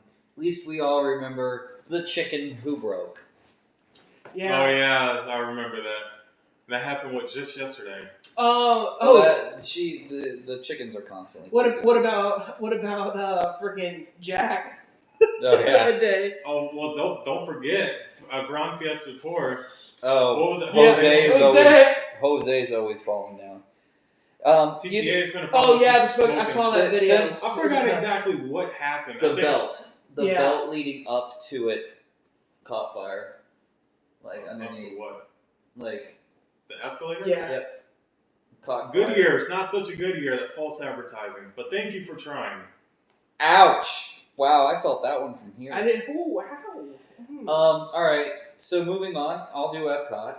Okay. alright. I'm out of this one because I don't know much about. Oh no, I'm going in on this one. You So- say that's you too. So, Journey, Yeah. Test Track, Oh. and then odd enough, Frozen. Yes. Yes. Yeah. So we're gonna talk about that here in a second. Mine. Number 1. Test Track. Number 2. You got. Look what Steve wrote. Everything the velocity is now. It is 25%. Oh God. Damn. Exactly. Oh. I like this All guy. right. And then number 3. I'll respond back to him in chat real quick. No. You can talk to him. Oh no, Yeah, keep all right. keep going. I'll Yeah, just- so number 3 will definitely be Journey. And it's such a simple ride, you guys. Journey is so simple. Original one was better. The original was better without Figment, which I keep hearing. I can't say that for sure because honestly I don't remember it. But that kind of goes into what we're about to start talking about here in a little bit, guys, is the electronics of exactly how the way Disney World operates. And remember those old school reel-to-reels that you guys used to maybe have in your house or grandpa or dad had? Well, Disney's still operating on them today. Whether if that's for operating the rides, like I brought up before, the older IBM computers, which I was just watching just 2 days ago, operating the sound systems around the parks. All right, so next park for failures is going to be, Steve said LOL. Next park for failures is going to be Hollywood Studios, Yes. Star Tours. You have Star Tours, you have Rise of the Resistance. The next one, I'm going to have to hand this one off to TOT, Tower of Terror. Okay, I'll go next. Star Tours, yes, because it's one of the cabins that's always down. Trust me, that's my favorite ride. I was gonna say I'll agree with you too on Rise, but my last one, Rock and Roller Coaster. Oh yeah, that's another one. Yeah. All right. I can't do it to my tower, so I'm not going to mention her. Well, that's- but that boils down to the fact that they left Don't maintenance mention on. Rosa. Don't. That's just gonna be her name. They left time off for like they totally did not maintain Foxtrot and Echo like they should have, and are just now getting around to it, which is sad. But my 3 for there is Rise of the Resistance. All right, I will also agree on Star Tours, but Mickey and Minnie's Runaway Railroad. Facts. Yeah, that monstrosity. So Rise, Star Tours, and Runaway Railroad. Guys, I'm gonna bring something up that I was watching just a couple days ago when there's a guy that was actually on his YouTube channel talking about animatronics and the complete monstrosity that Disney has created, and that is putting projectors in animatronics. It doesn't look good, What? especially You don't- when they break down. Because when Buzz broke down at Magic Kingdom, his face was covered in LG. Like I was good. about to say you don't like seeing like No, it's so unreal. It's disgusting. And you don't like seeing LG on Buzz. Come on. who's It's a whose real face, toy at that But point. whose face is bright when you look at their face? Whose face is naturally lit? Do you have a flashlight? Seriously, where's your flashlight? Put your flashlight on your face and look at how unrealistic Oh, it yeah. looks. But like It's terrifying. I'm just making the joke. It makes it more toy-like in the case of Buzz, but in the case of in the case of Frozen, though, Yeah, when specifically Elsa when Elsa shuts off and she has nothing but a black void for her face, that's disturbing to me. Especially when Which she's has black moving eyes. around. It's like the black-eyed children. It's Oh, like, when Olaf sits there and has black eyes, that's creepy. Oh yeah, Especially when the music keeps going, they don't want to turn the audio off. It's creepy. Actually, okay, so can I add one attraction to Magic Kingdom? That always 35 works out seconds. to? Peter Pan. See, I almost said Peter Pan, but it's gotten better. Peter Pan and E.T. are pretty much one and the same. Well, It's the exact the same. reason why I say Peter Pan is from experience and listening to the radio when I was at Pirates. That thing always broke down, dude, at the worst possible fucking time. It's just Oh, not as Lord. bad as it was back. Yeah, in the but it 2000s. still has its damn problems. Oh, who deleted the message? No, I didn't delete it. He deleted something himself. That's fine. But normally, if he deletes it, it will say message retracted. No, it's just deleted. Oh. Anyway. So, I guess what? Animal Kingdom. oh god, damn. Oh shit! I have a list. Dinosaur, Everest, and Cali. I agree with Steve here, man. Dinosaur, Everest, and Cali. Always. Always, always, always. Especially Cali River Rapids. Always freaking down. Mine would Always. definitely be Dinosaur because the day that I gave you guys the information, what's going on, my car actually broke down when I was on Dinosaur. So I'm definitely going to give it to Dinosaur. And it's creepy, guys. I'm telling y'all, listen to me. When you're on that ride and your vehicle's going from this, and then all of a sudden, everything's dark. No audio. Those vehicles have fans on them that constantly run. They are loud and obnoxious. What? None of that. My vehicle literally stopped. It was doing this for a little while and then stopped. I was creeping out, guys. It is freaky. The second one that I'm going to have to give it to is going to be Flight of Passage. That one breaks down constantly, and that's because it's completely digital. I'm sorry, the technology of it is garbage. The ride itself is fantastic, but it's garbage. It's not stable, and this is why we're getting ready to talk about technology here in a little bit. The next one I'm going to have to give it to Expedition Everest. That ride definitely has its major flaws, which that's something that Disney actually wants to get on board with, is fixing the animatronic. The problem Thank God. The problem, yes, so Disney is talking about fixing the ride. The problem is the animatronic is actually built into the structure of it. It's going to cost, what is it, $1.5 million just to take the roof off. Not fixing that animatronic. The animatronic, when I was working at Universal, one of the guys, not him, somebody else was telling me that the face is actually ripped up. Well, there's actually a Yes, Disco Sweaty. Yeah. Thank God. I hate the Disco Yeti, Steve. That's why I don't ride the ride, because it's not working. There's actually an access door to get in there to maintenance him, but like getting him out of the building is next to impossible. Hallway. Yeah, no, I've seen the photos of Kylo with his broom handle. It's hysterical. and that's something else when we talk about Disney going cheap on funds. Why is it that most of the characters, especially even before the pandemic, but now, none of these characters that they have, these people, now Tourette's about to die, none of these people that they've hired even look remotely close to the characters that they are trying to be. I mean, Brave, for example, Meredith doesn't look I can like, plug it in for you. Give me a minute. I'll be right back. Did I take my battery out to the car? I don't know, but I got a plug for it. Give me a second. Oh man. Let me go grab the battery.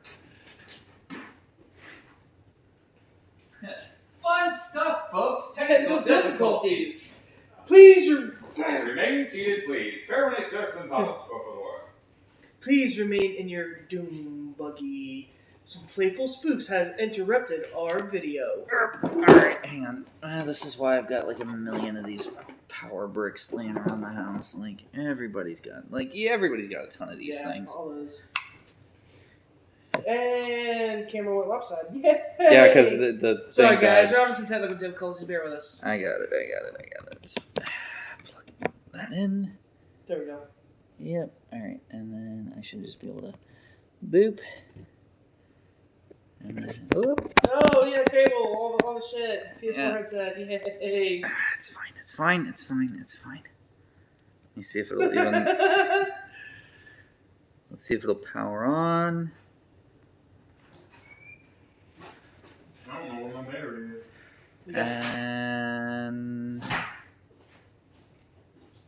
got it. Oh, good. Yay. Yay! You just had to give me a second. I got it figured. Well, I got the battery there. Alright, I mean, it's just hard plug now. Alright, so, what were you saying? Okay, yeah, so when it comes to, you know, a lot of these rides, you know, some of these rides really do run on older technology than what you guys think. And a lot of it is, again, it still runs off of older machines like River Reel computers because magnetic tape or even film off dubbers if they need the audio from it because it's much more reliable. And now actually even in today's world, tape is coming back, guys. It's coming back because your computer has either a regular hard drive or a solid state drive. A lot of that stuff, it's not as reliable as a lot of people think that it is. And even though, yes, it is much quicker, it is with the times, however, it's not as secure. And actually there's, I think, a Boeing 747 or 737, whatever, that still to this day gets its updates on floppy disk. So Disney's not going to fix what isn't broken. What are you guys looking for? Y'all kind of freaking me out. We're just taking a quick step out real quick. Yeah, take a smoke break. But you'll still be able to hear us. Well, I'm going to add something to that because I had my own personal thing. Thing is, though, is like with the new technology that they're trying to get, they're trying to ruin an attraction, a classic attraction. Exactly. And to me, it's like, cool.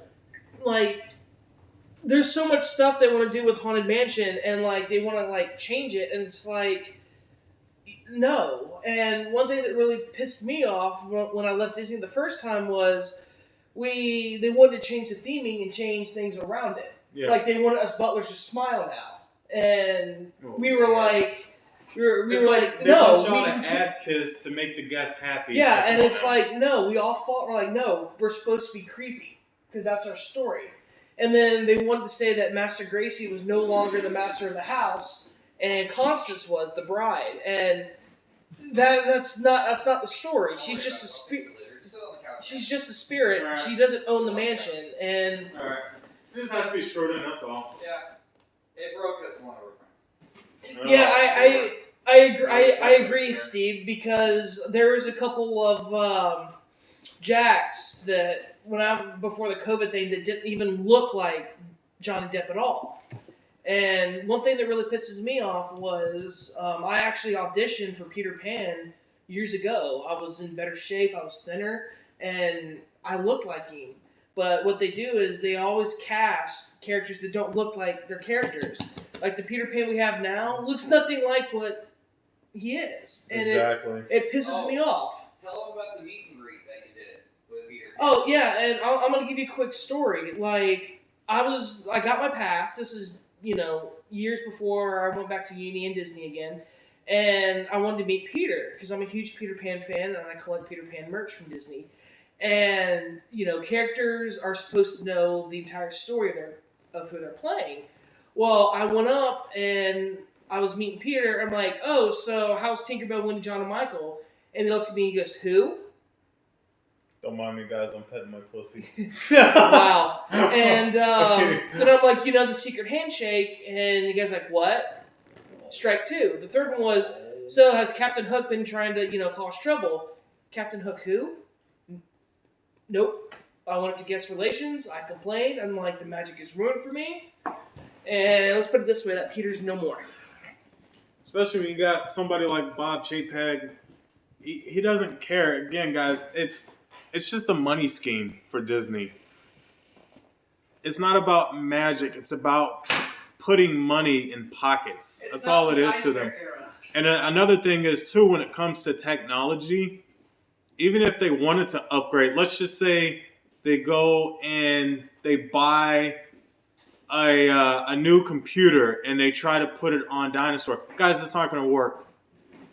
Okay, you can't put newer technology with older technology. It doesn't work. It's not designed to. So, Dinosaur is one of those rides that, yes, it does run off tape. I think it's between tape and digital. I think the cars themselves are digital, but a lot of it's from older, PCs. Like, for example, Universal Studios, the Spider-Man attraction, for example. And I'm going to tell you this, straight up, even from a tech's own's mouth, is it runs off, Windows 97, no, Windows 98. Yeah, no, not our Dino. No. Exactly. Well, not to mention the Spidey projectors always go out. Like, we've had to delay openings at Spider-Man because the main projector goes out. Oh, yeah. At Spidey Saves the Day, which is a key scene in the story. Bob JPEG knows he isn't going to be there long, so it's maxing his bonuses before he leaves. Exactly. Yep. Exactly. Oh, yeah. But again, I mean, we should be like, I really would like to find people that are more worried about putting the magic back into Disney. That's what it should be all about. And that's what Disney is, and that's creating the magic. And again, I know that I can't compare, what I thought as a kid back then versus what I know now. But guys, I'm going to tell y'all this right now, especially being a former cast member, recent former cast member. These kids are not enthusiastic about Disney, not at all. They don't care. No, they're really not. Like, they don't know half the characters that are out now because their parents don't show them the Disney movies. And I have most of my old vintage VHSs at my parents' house. And and it's really saddening when, for Haunted Mansion, for example, wait, this existed? What do you think will go in place of the one Dino spinning ride? We don't know. Disney's not confirmed anything. And honestly, I feel like it's probably going to be another character meet and greet zone that they're probably going to put there. I don't think it's going to be another ride because without that roller coaster, there is nothing else that can go there. I mean, unless if they bring another flat ride. Look what Matty Beast. Possibly. It'll be another flat ride. How many more days? Disneyland being closed. Ooh. It may never open up. Yeah. Honestly, Maddie, Disneyland could possibly never open up. Because Disney's running their mouth. Their governor keeps saying no, no, no. It's not safe yet. Exactly, guys. And you cannot forget, even though, yes, Disney's open and you still want to go out and go have fun, I understand. We're still in the middle of a pandemic. and our government's doing nothing to help us, and which is sad. It really is, but it is insane, and it's unbearable. I mean, with everything that's going on, and this is why I went on ahead, since Disney went on ahead and laid me off anyway. I wanted to go on ahead and talk about this stuff, and Yeah, I mean, I've been resigned for months now because of the pandemic, so I mean, it broke my heart to leave, but yeah, I mean, the thing though is the fact that even for you, because you could definitely go back from what you told me. yeah, Like, when this thing blows over, like, I'm definitely gonna go back, and my heart is with Walt Disney World, like Magic Kingdom especially, but just it's not for me. It's not safe. the Disney company in general. I mean, you guys know, yes, we love Disney, and if we didn't love Disney, we wouldn't be on here talking about it. Again, this is not to rant. This is to let you guys know that Disney's not all fun and games. Disney's not glitter and gold all the time. Disney isn't It has its dark magical. dark times. Yeah. It's going from the most magical place on earth to the most tragical place on earth, and it's going like that, guys. They're losing over $1 billion a day within the parks. They'd be losing a lot less if they just would have stayed closed. It would have been for the better, because if you think about it too, I know Steve agrees with me. You're behind it. Why are you sitting there, bro? You could have sat here. I'm good. I'm just sitting here being like, okay. Like, But- I'm letting you do your Like, thing. I know you probably agree with me too, but think about it. Disney's still making money through Disney Plus. There's Star Wars and Marvel stuff. But the budget cut has been taken away from between the corporation Right. and Disney World. But they're still getting money from all the nerds that are out buying all like the toys, Disney Plus. Hold buying on for all a that second. Stuff. Hey Google, how many people have subscribed to Disney Plus? Let's see if it knows. 60.5 million. 60.5 million people have subscribed to Disney Plus. You add that times 6. As of yesterday, according to the Walt Disney Company's CEO Bob Chapek. Hey Google, That update hold on. literally came Let me raise that volume for a second. I want these guys to hear. Hey Google, volume 80%. Hey Google, how many people have subscribed to Disney Plus? 60.5 million. On the website TechCrunch.com, they say Disney Plus had more than 60.5 million paying subscribers as of yesterday, according to the Walt Disney Company's CEO Bob Chapek. Thank you. I like it exactly how the way she describes his name and how the way it's set. I like it a lot. I like it a lot too, mate. Gosh, remember the Bobby for the Google lady. If we want to Haunted Mansion exactly and talk like this, would they let us? Phantasma? Ooh. Ooh! So, Fireworks! Boom boom! That's a story for another day. So, Steve, just so you know, by the way, that's an insurance requirement. I have 6 years of cash to cover. Yeah, that's an insurance requirement, and it should also be noted that, like, Disney, unlike Universal, at least had pandemic insurance to cover, like, what happened. But, like, it's still not enough, which is sad. I just, before you start getting more into the parks and shit like that, like, I take off my jacket. It just got real. I'm trying to word this, guys, but it really sucks, because back to the layoffs, most of my friends who are full-time got laid off. Yeah. And they've been there for like 3 or 4 years, and There's people that have been there for 30 years that just got laid off. well, come to find out, even if I didn't resign, I would have been there too, because I'm low on the totem pole. I would have been over a year. So it's right now. Like, I agree with you, Justin. Man, it's not the right time to be opening Yeah. any type of theme park. And if Disney cared at all, they wouldn't be open. They'd close those parks. They walk in tomorrow and they say, you know what, guys? To better our future, we're going to go on ahead. We're going to close Disney Springs I mean every single last one of it. They're going to close all 4 theme parks. The water parks didn't even open at all this year. Yeah, could've. they're closed. They didn't worry about it, and which I don't blame them. We're still in the middle of a pandemic. We've already lost 200,000 plus people. How many more people have to die?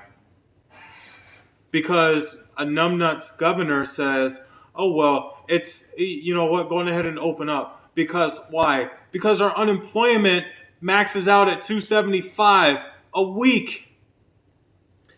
Plus, People have mortgage payments and rent. Plus, as of, what was it, yesterday or today, over 10 million more unemployment cases for Florida. And you know where these are coming from? Disney. And you know what's going to happen? There's going to be a lot more on unemployment because of Disney. And it's not just Disney. You have SeaWorld, you have Universal, you have a lot of places. And if Biden gets in and gets elected, and things are going to keep going up and up and up and up, he's already talked about reshutting the government down, and I hope so. And compensating us all for it. Yeah, and compensating every American citizen for it too. But at the same time, talk is cheap. Actions speak louder than words, and I want to see it. The problem is a lot of presidents, they get into the White House, and they talk and talk and talk and talk, and guess what happens? Not a damn thing. And that's another issue. Do you see a resemblance between the government and Disney? It's all the same thing. Steve, the do you see the American people are just nothing but a gamble on our own lives, which is pretty much what it leads to. Yeah, Steve. You're right. You're absolutely right. If Steve's on to this, it makes me wonder if he's actually been a cast member, because he's on. And you know what's funny is you have 2 guys right here that technically went through it. Yeah. So, I can't say much. I'm retired. I mean, you're yeah, and but you can speak on it. well, you know what's going Maddie, on. I mean, But they hell, cut at our Universal Hollywood, they literally drained River Adventure out there, J World, and they took all the animatronics out. Why? Because the closure for California, they're not going to reopen either. But Like they drained. Oh, they hey, shut if you down just shut the everything. PC down, that's fine. no. I'm just. The whole world is on the verge of another shutdown. The U.S. just doesn't see it coming yet. Yeah. Exactly, Steve. Yeah, you're right. You're right. And we need it because, I'm going to bring it. again, we don't need, I'm going to bring it. you know, we need to get the coronavirus under control. And they were at first trying to talk about mandating vaccines to everybody. You're not going to inject me with something. I don't know what the hell is in that syringe. And I don't even know if this coronavirus stuff is man-made. I can't say because I wasn't there when it happened. Well, Steve, real quick. So me and brother Steve actually were supposed to go to Paris in March, to Disneyland Paris. Reservations, everything, and they shut that down. Oh, And Lord. Disney barely did a damn thing to give us our money back. They gave us some, but not all. And then secondly, we plan on going... I didn't get a single dime back for any one of our dining reservations. I didn't get that money back. I didn't get my money back for my dining pass program. I've emailed them multiple times, and I speak French. And I learned French just to go to Paris. And there's just nothing. Well, and then I don't know if you guys heard this too when it came to Disney World. When Disney opened back up, because they were supposed to put a lot of annual passes on hold. Well, when Disney opened back up, a lot of people started getting charged $400. Yeah. And then they had to reimburse them some kind of way. And the only way that you're going to get reimbursed is if you call and fought it. If you didn't, you're Well, screwed. it's just like me and Steve, we're planning to go to Tokyo next year. And if this thing keeps up, I mean, we can't go to Disney Sure. Sea. Trip's already paid for. Yeah, trip's already paid for, so we can't go to Disneyland, Tokyo. We can't go to Disney Sea, out of all places. And it's like, we're not even getting our hopes up, man, because of, the whole world bullshit. And like I've been pointing out to people, this whole COVID thing, it's not going away anytime soon. It's No. it's kind of like it's recharging. It's powering up, kind of. You know what I'm saying? Yeah, it's going out for a And- second run. Yeah, and third it's, run. it's like Disney World needs to learn, like, listen, you might have, time, but when the second wave hits, man, it's not going to be good.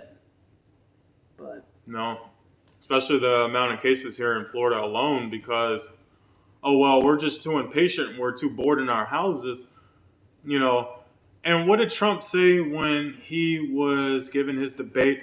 Oh, I opened the world. I did that. Me. People wanted the world open, so I did it.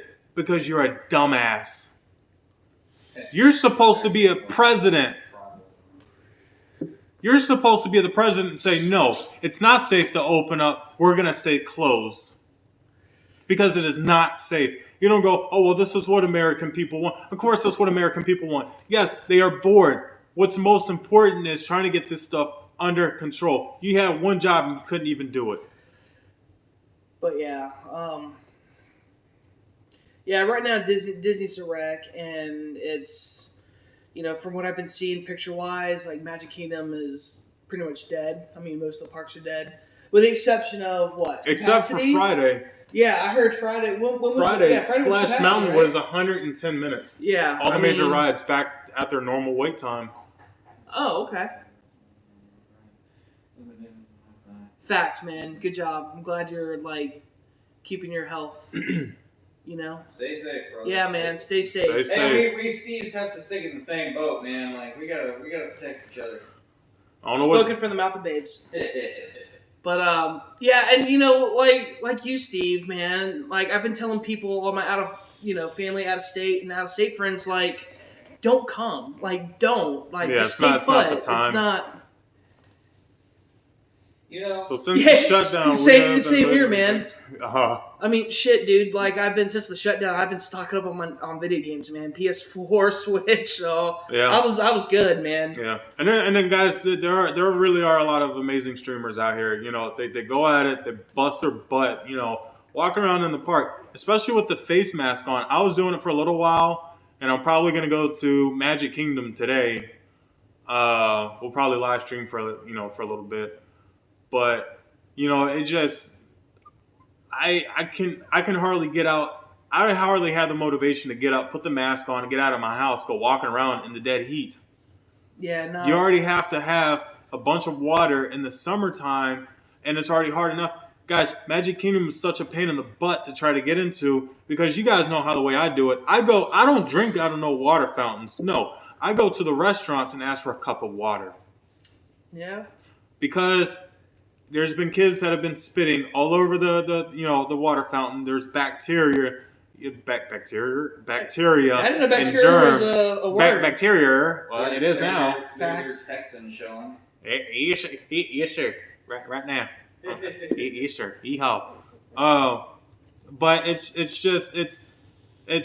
really what it boils down to, guys, is when you go to the parks, it's having the common sense.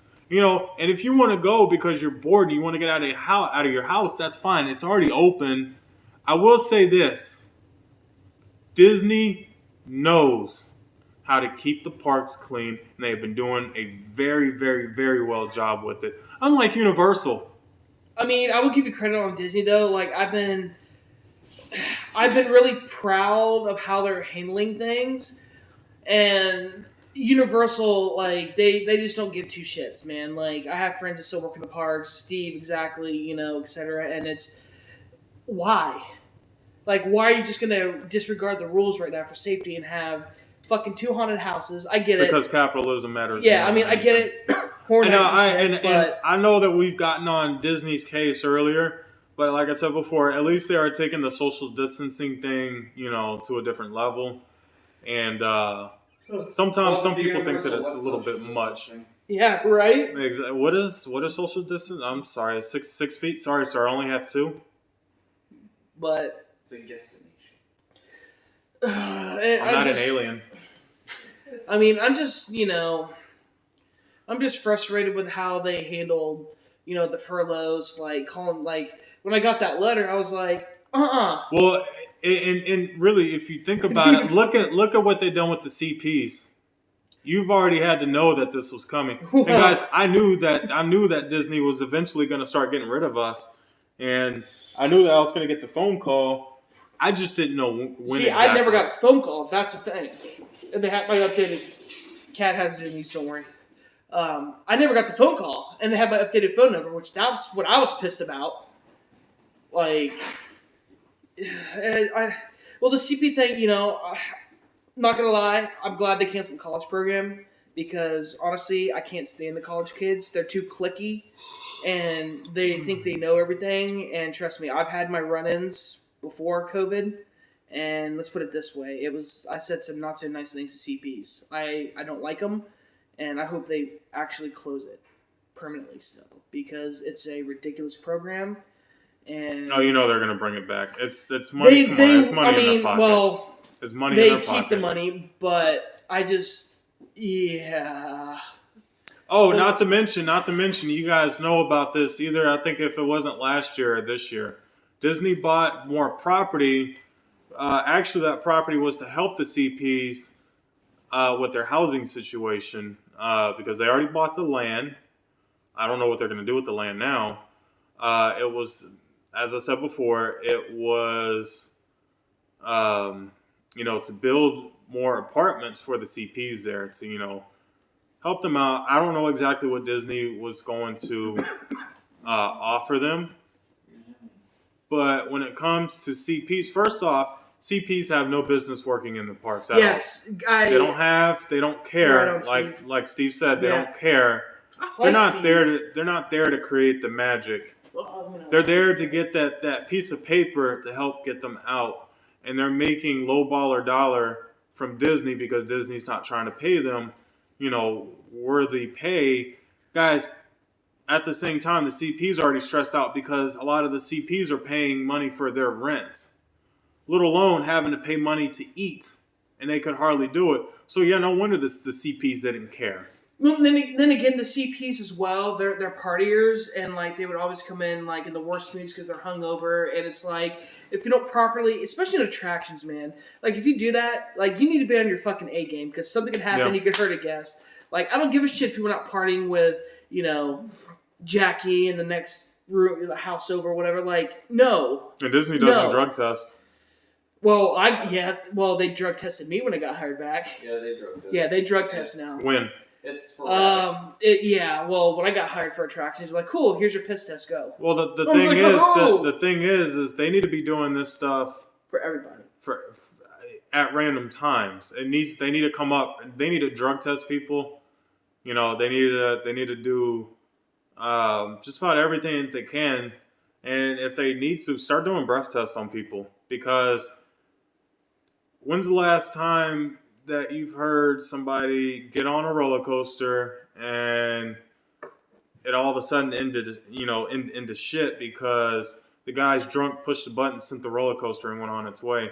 Well, luckily, that's the least that could happen, especially on today's roller coasters, because there's a lot of safety measures that get put into place in these computers that actually prevent accidental issues like that. You have more chances of some dumbass jumping out and running in the ride track, jumping on there, than you have to e-stop the ride because drunkie came to work and all of a sudden here it is. He's laying on top of what could have been 480 volts that it takes to operate like the ride that him and I used to operate, which is Gringotts at Universal Studios. It's not. I mean, yes, it hits. One little red button, yeah, you can kill the power, but it's a lot more than just that. Yeah, Steve, because when I got hired back last June, I got drug tested and I was in a operators, lifeguards, and cooks. Well, because So PhotoPass doesn't count, so that means I could have showed up to work drunk. yeah. Hey, you want photos, eh? So I could have played Donkey, from Shrek, or I could have played Shrek if I wanted to. it's they and I agree they should drug test everybody because it's a safety thing not only and a liability for the company, but yeah. So And it takes and comes to this, but at the same time, understand where Disney comes from. A lot of what Universal actually has is subcontracted, unlike Disney, where Disney has to own. Universal's buses, even though they may be laminated, it's actually under Mirror's. It's all subcontracted. And it's not that Universal did not have the money. OMG, that's where I knew you. Oh, PhotoPass, yes. You photographed my wife and I. Did I? I don't remember. So I'm so glad people don't remember me from back in my days of interaction. I would hope I've so had too. guests I that mean, remember me back in the jeez. day. I don't know. It's It's kind of weird iconic. now. Well, But when it comes to Disney, yes, it's not fun in games, you know. And then you have animatronics. See, even the animatronics don't get paid enough. Look, they're sleeping on the job. This thing doesn't like to focus, by the way. oh, it's that. Oh, ow. Thank you. Okay, now I'm going to get into a pet peeve that I think Disney needs to stop doing. And it's putting ride cameras on rides that don't need it. No, you mean Hunt- Haunted Mansion? Like Haunted Mansion.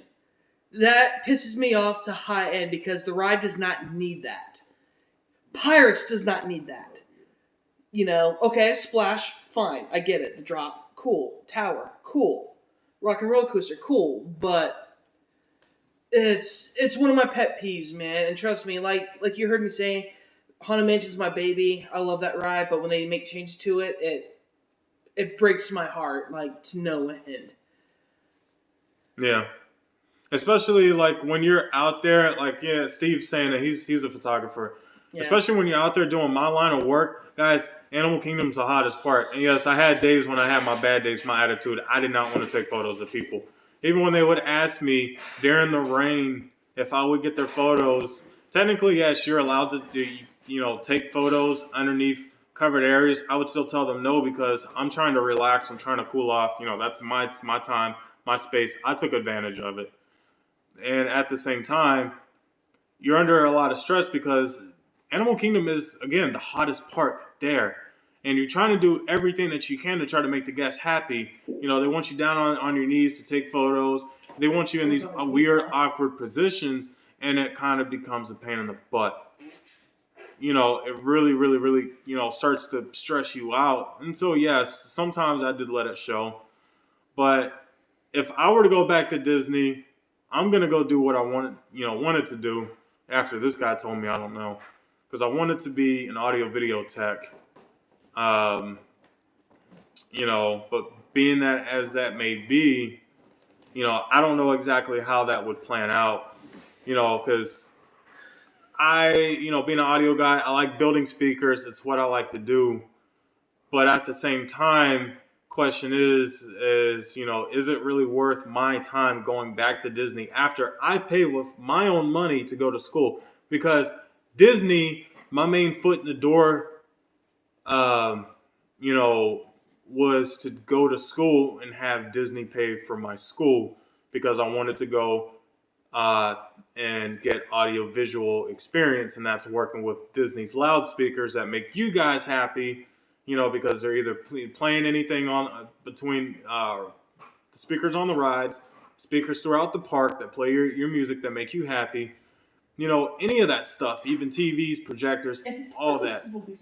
And that's what I like, and PhotoPass was my way to get in, and I hated it. I'm gonna be honest with you guys, I hated PhotoPass. Well, and as I said before, they pretty much want you to kiss the guest's ass to make them happy, and that's not what I'm about because I'm not gonna fake my way in to prove my value to Disney. I know my worth, and it shouldn't have to come down to that. Well, I'm gonna add something too, and this happened to me during my hiring process. Reason being is when I first applied online, I wanted to apply for a character attendant. It was on the website, right? It was one of the jobs. Attractions was on there too, and to get my foot in the door because it was the only main thing that I thought I'd try was food and beverage, Starbucks. Well, I go to my interview. And my recruiter, was like, oh, I heard you applied for, character attendant. And I'm like, yes, sir, I want to do something different. And he's like, well, we don't hire into that. You have to, get transferred in. And I was like, well, why is it on your damn website if you're not hiring for it? And the guy just looked at me like, I don't know. I'm like, well, you need to freaking change that because that's lying to your applicants. So worst case scenario, I got attractions again, and it was just, I was like, all right, and yeah, so,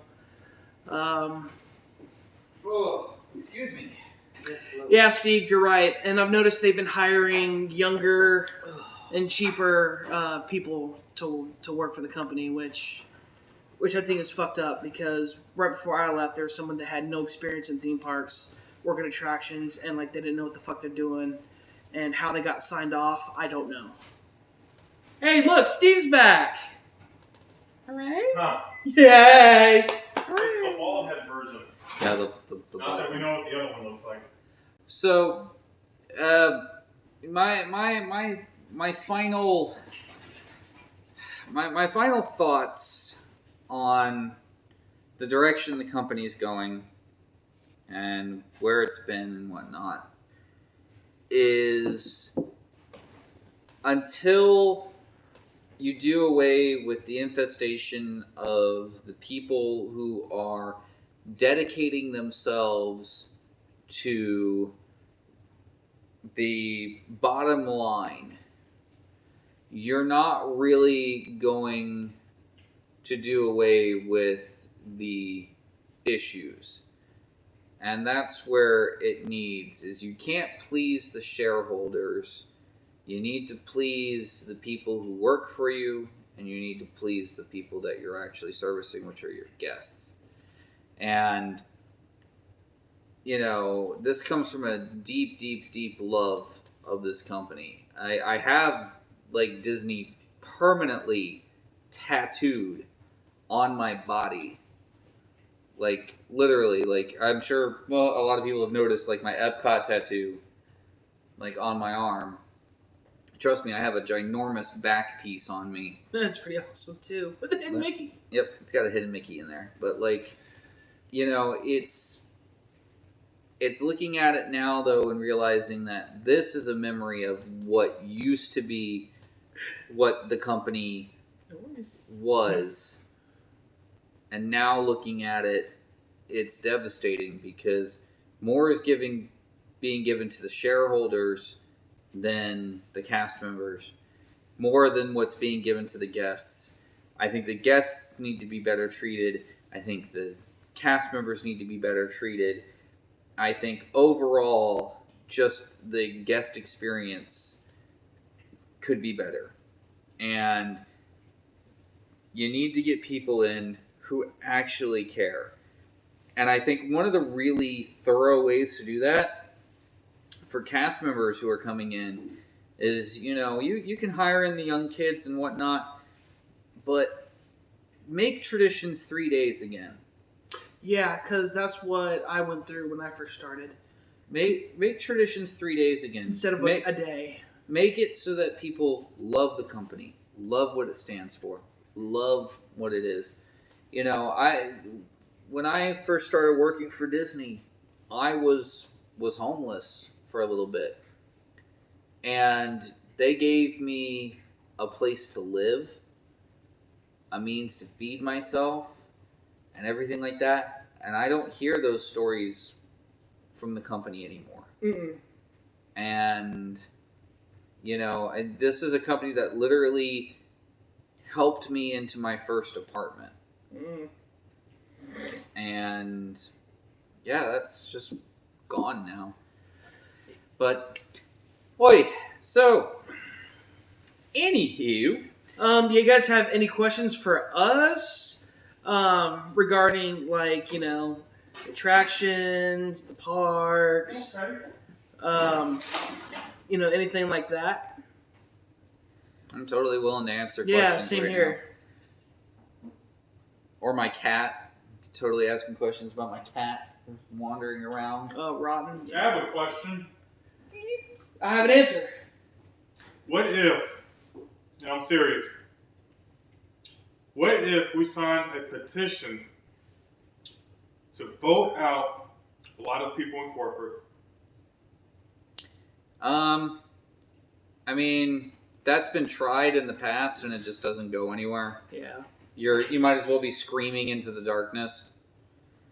But I will say this is that if you have friends who have shares in the company and whatnot, tell them totally to at the next shareholder meeting to sit there and cast new initiatives to replace people, replace Chapek, get Iger completely out of the driver's seat. You know, he's still too close to that driver's seat for me to feel really comfortable with. And, you know, start pushing in the right directions. But yeah, if anybody's got any like weird, wacky questions about anything in the parks or anything like that, can totally answer it. I did, like I said, I worked there 15 years. I started off in attractions, ended in corporate. Dave spent all his time in attractions. I did attractions Back and forth. So I did combined attractions 5-6 years. Yeah, I did my time in attractions, entertainment, and corporate. Yeah, I agree with Steve. Public shaming on Twitter. Yeah, that can really work. Yeah, that works. But petitions. Well, that's one way of technically signing a petition right there. Twitter. Yeah, I've seen them try for other shit and. Yeah. Oh, speaking of Twitter, did y'all see Trump's last post? Oh, I would. I don't pay attention to that. Dude. I would love to get that. I would love to get if that California hashtag. doesn't vote for me, they're gonna go to hell. Yeah. I want that. I want that hashtag trending. Yeah, fire Right. Chapek, cheapskate. Yeah. Yeah. Good one, Fire, Steve. fire, Yeah. Chapek. I want that one. Remember, he's a marketing major. Yeah. He likes toys. Come on, Steve. I mean, it's only about the guest money. Cha-ching. I mean, experience. Anyways, but yeah. Going So broke. I'm just like I said. I'm just throwing it out there. If you have any weird, wacky questions, throw them out. Yeah, same here. It could be anything. Anything. Yeah. Except my NDA expired this yeah, year. mine too. Yeah, my NDA actually expired this year. And they didn't ask me to sign a new one, even though for us retirees, we're supposed to sign new ones every now and then. Yeah, They didn't ask me to sign a new one this year. Yeah, That's kind of weird. we're not gonna talk about the what I saw in the locker room that one day. But Yeah, anyway, we don't talk about the locker rooms. no, here. we don't talk about the locker rooms. We don't talk about the We green don't rooms. locker rooms in here. Yeah, we don't. So Don't that's talk about ding-dongs. you're not gonna get anything out of me. That's What goes yeah. on in the What green happens room there stays in the there. green So room. yeah. So, hey. All right, guys. So in a few minutes, we are actually going to end the stream because we've been at it for 2 hours. Yeah. So And I'm again. starting to get tired of having an hour's drive to get home. So yeah, any quick questions? Let us know. So yeah. Yeah, Steve, we're definitely gonna have to use that hashtag. You know what? My next live stream, possibly. Put it in later your today. put it in your In the live stream, exactly. Put it in the title. I like that.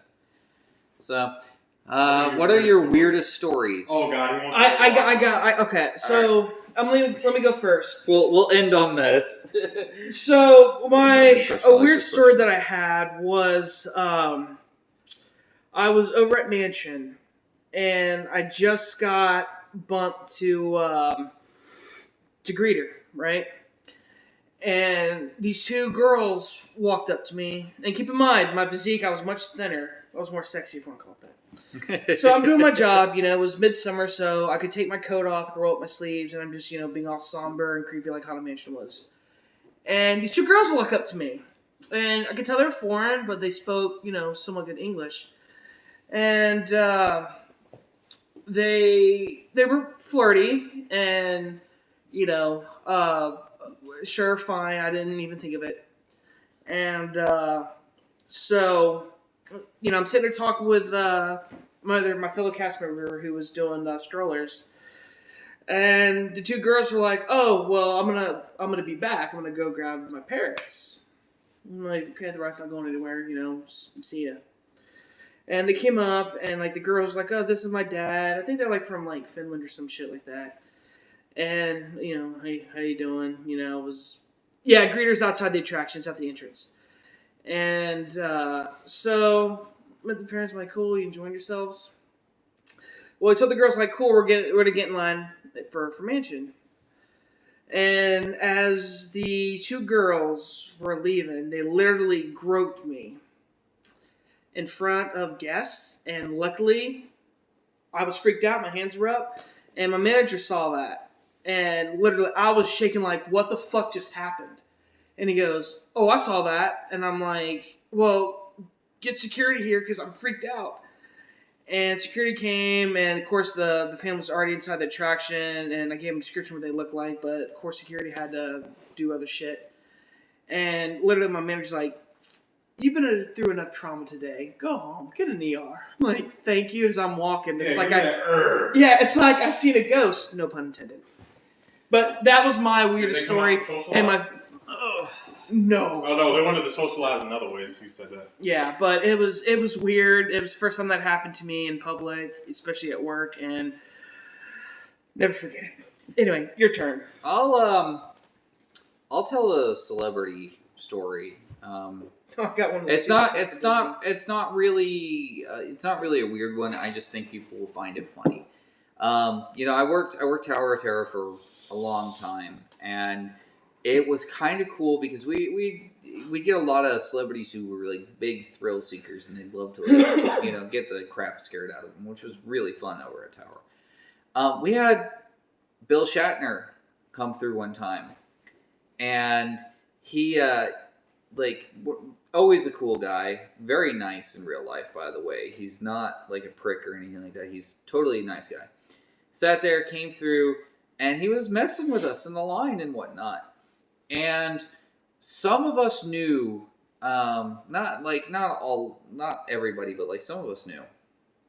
But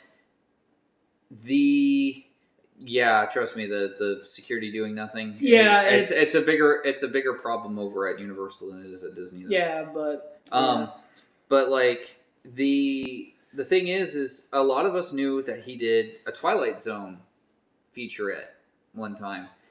And he rode the ride. He had a lot of fun. And there was a little group of us waiting for him at the exit in order to escort him back to his ambassador and everything like that. And as he came off, he walked up to us and he sat there and he's like, oh man, this was a lot of fun. It was like the greatest thing and blah, blah, blah. And then he kind of sat there and leaned over to us and he sat there and kind of leaned down and he was like, by the way, did you guys see the thing on the wing of the plane on the way here? And I just lost my mind that he sat there and referenced the thing on the wing of the plane because it made my entire day. He was one of the cool ones that we had, and then we had Robin Williams come through one time. Same at Pirates, and I actually got to meet him. And Robin had us all cracking up and realize being at Tower of Terror, you're supposed to kind of be somber, like, kind of muted and toned down, and just you can't help but laugh because he wants you to laugh, and that was just the best thing. See that little Twilight Zone, yeah. But that's mine. I have much weirder stories, but like same here. But like Dave told like the really weird one. My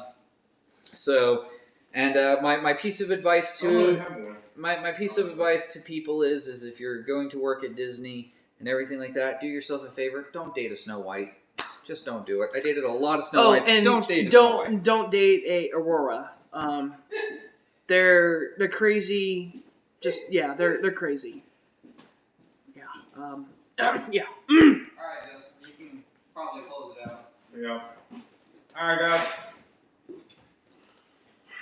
This is where we end it. So, been live for a while now. So, all right, guys, we'll probably end up seeing y'all later on today. But, all right, guys, we'll catch y'all in the next one.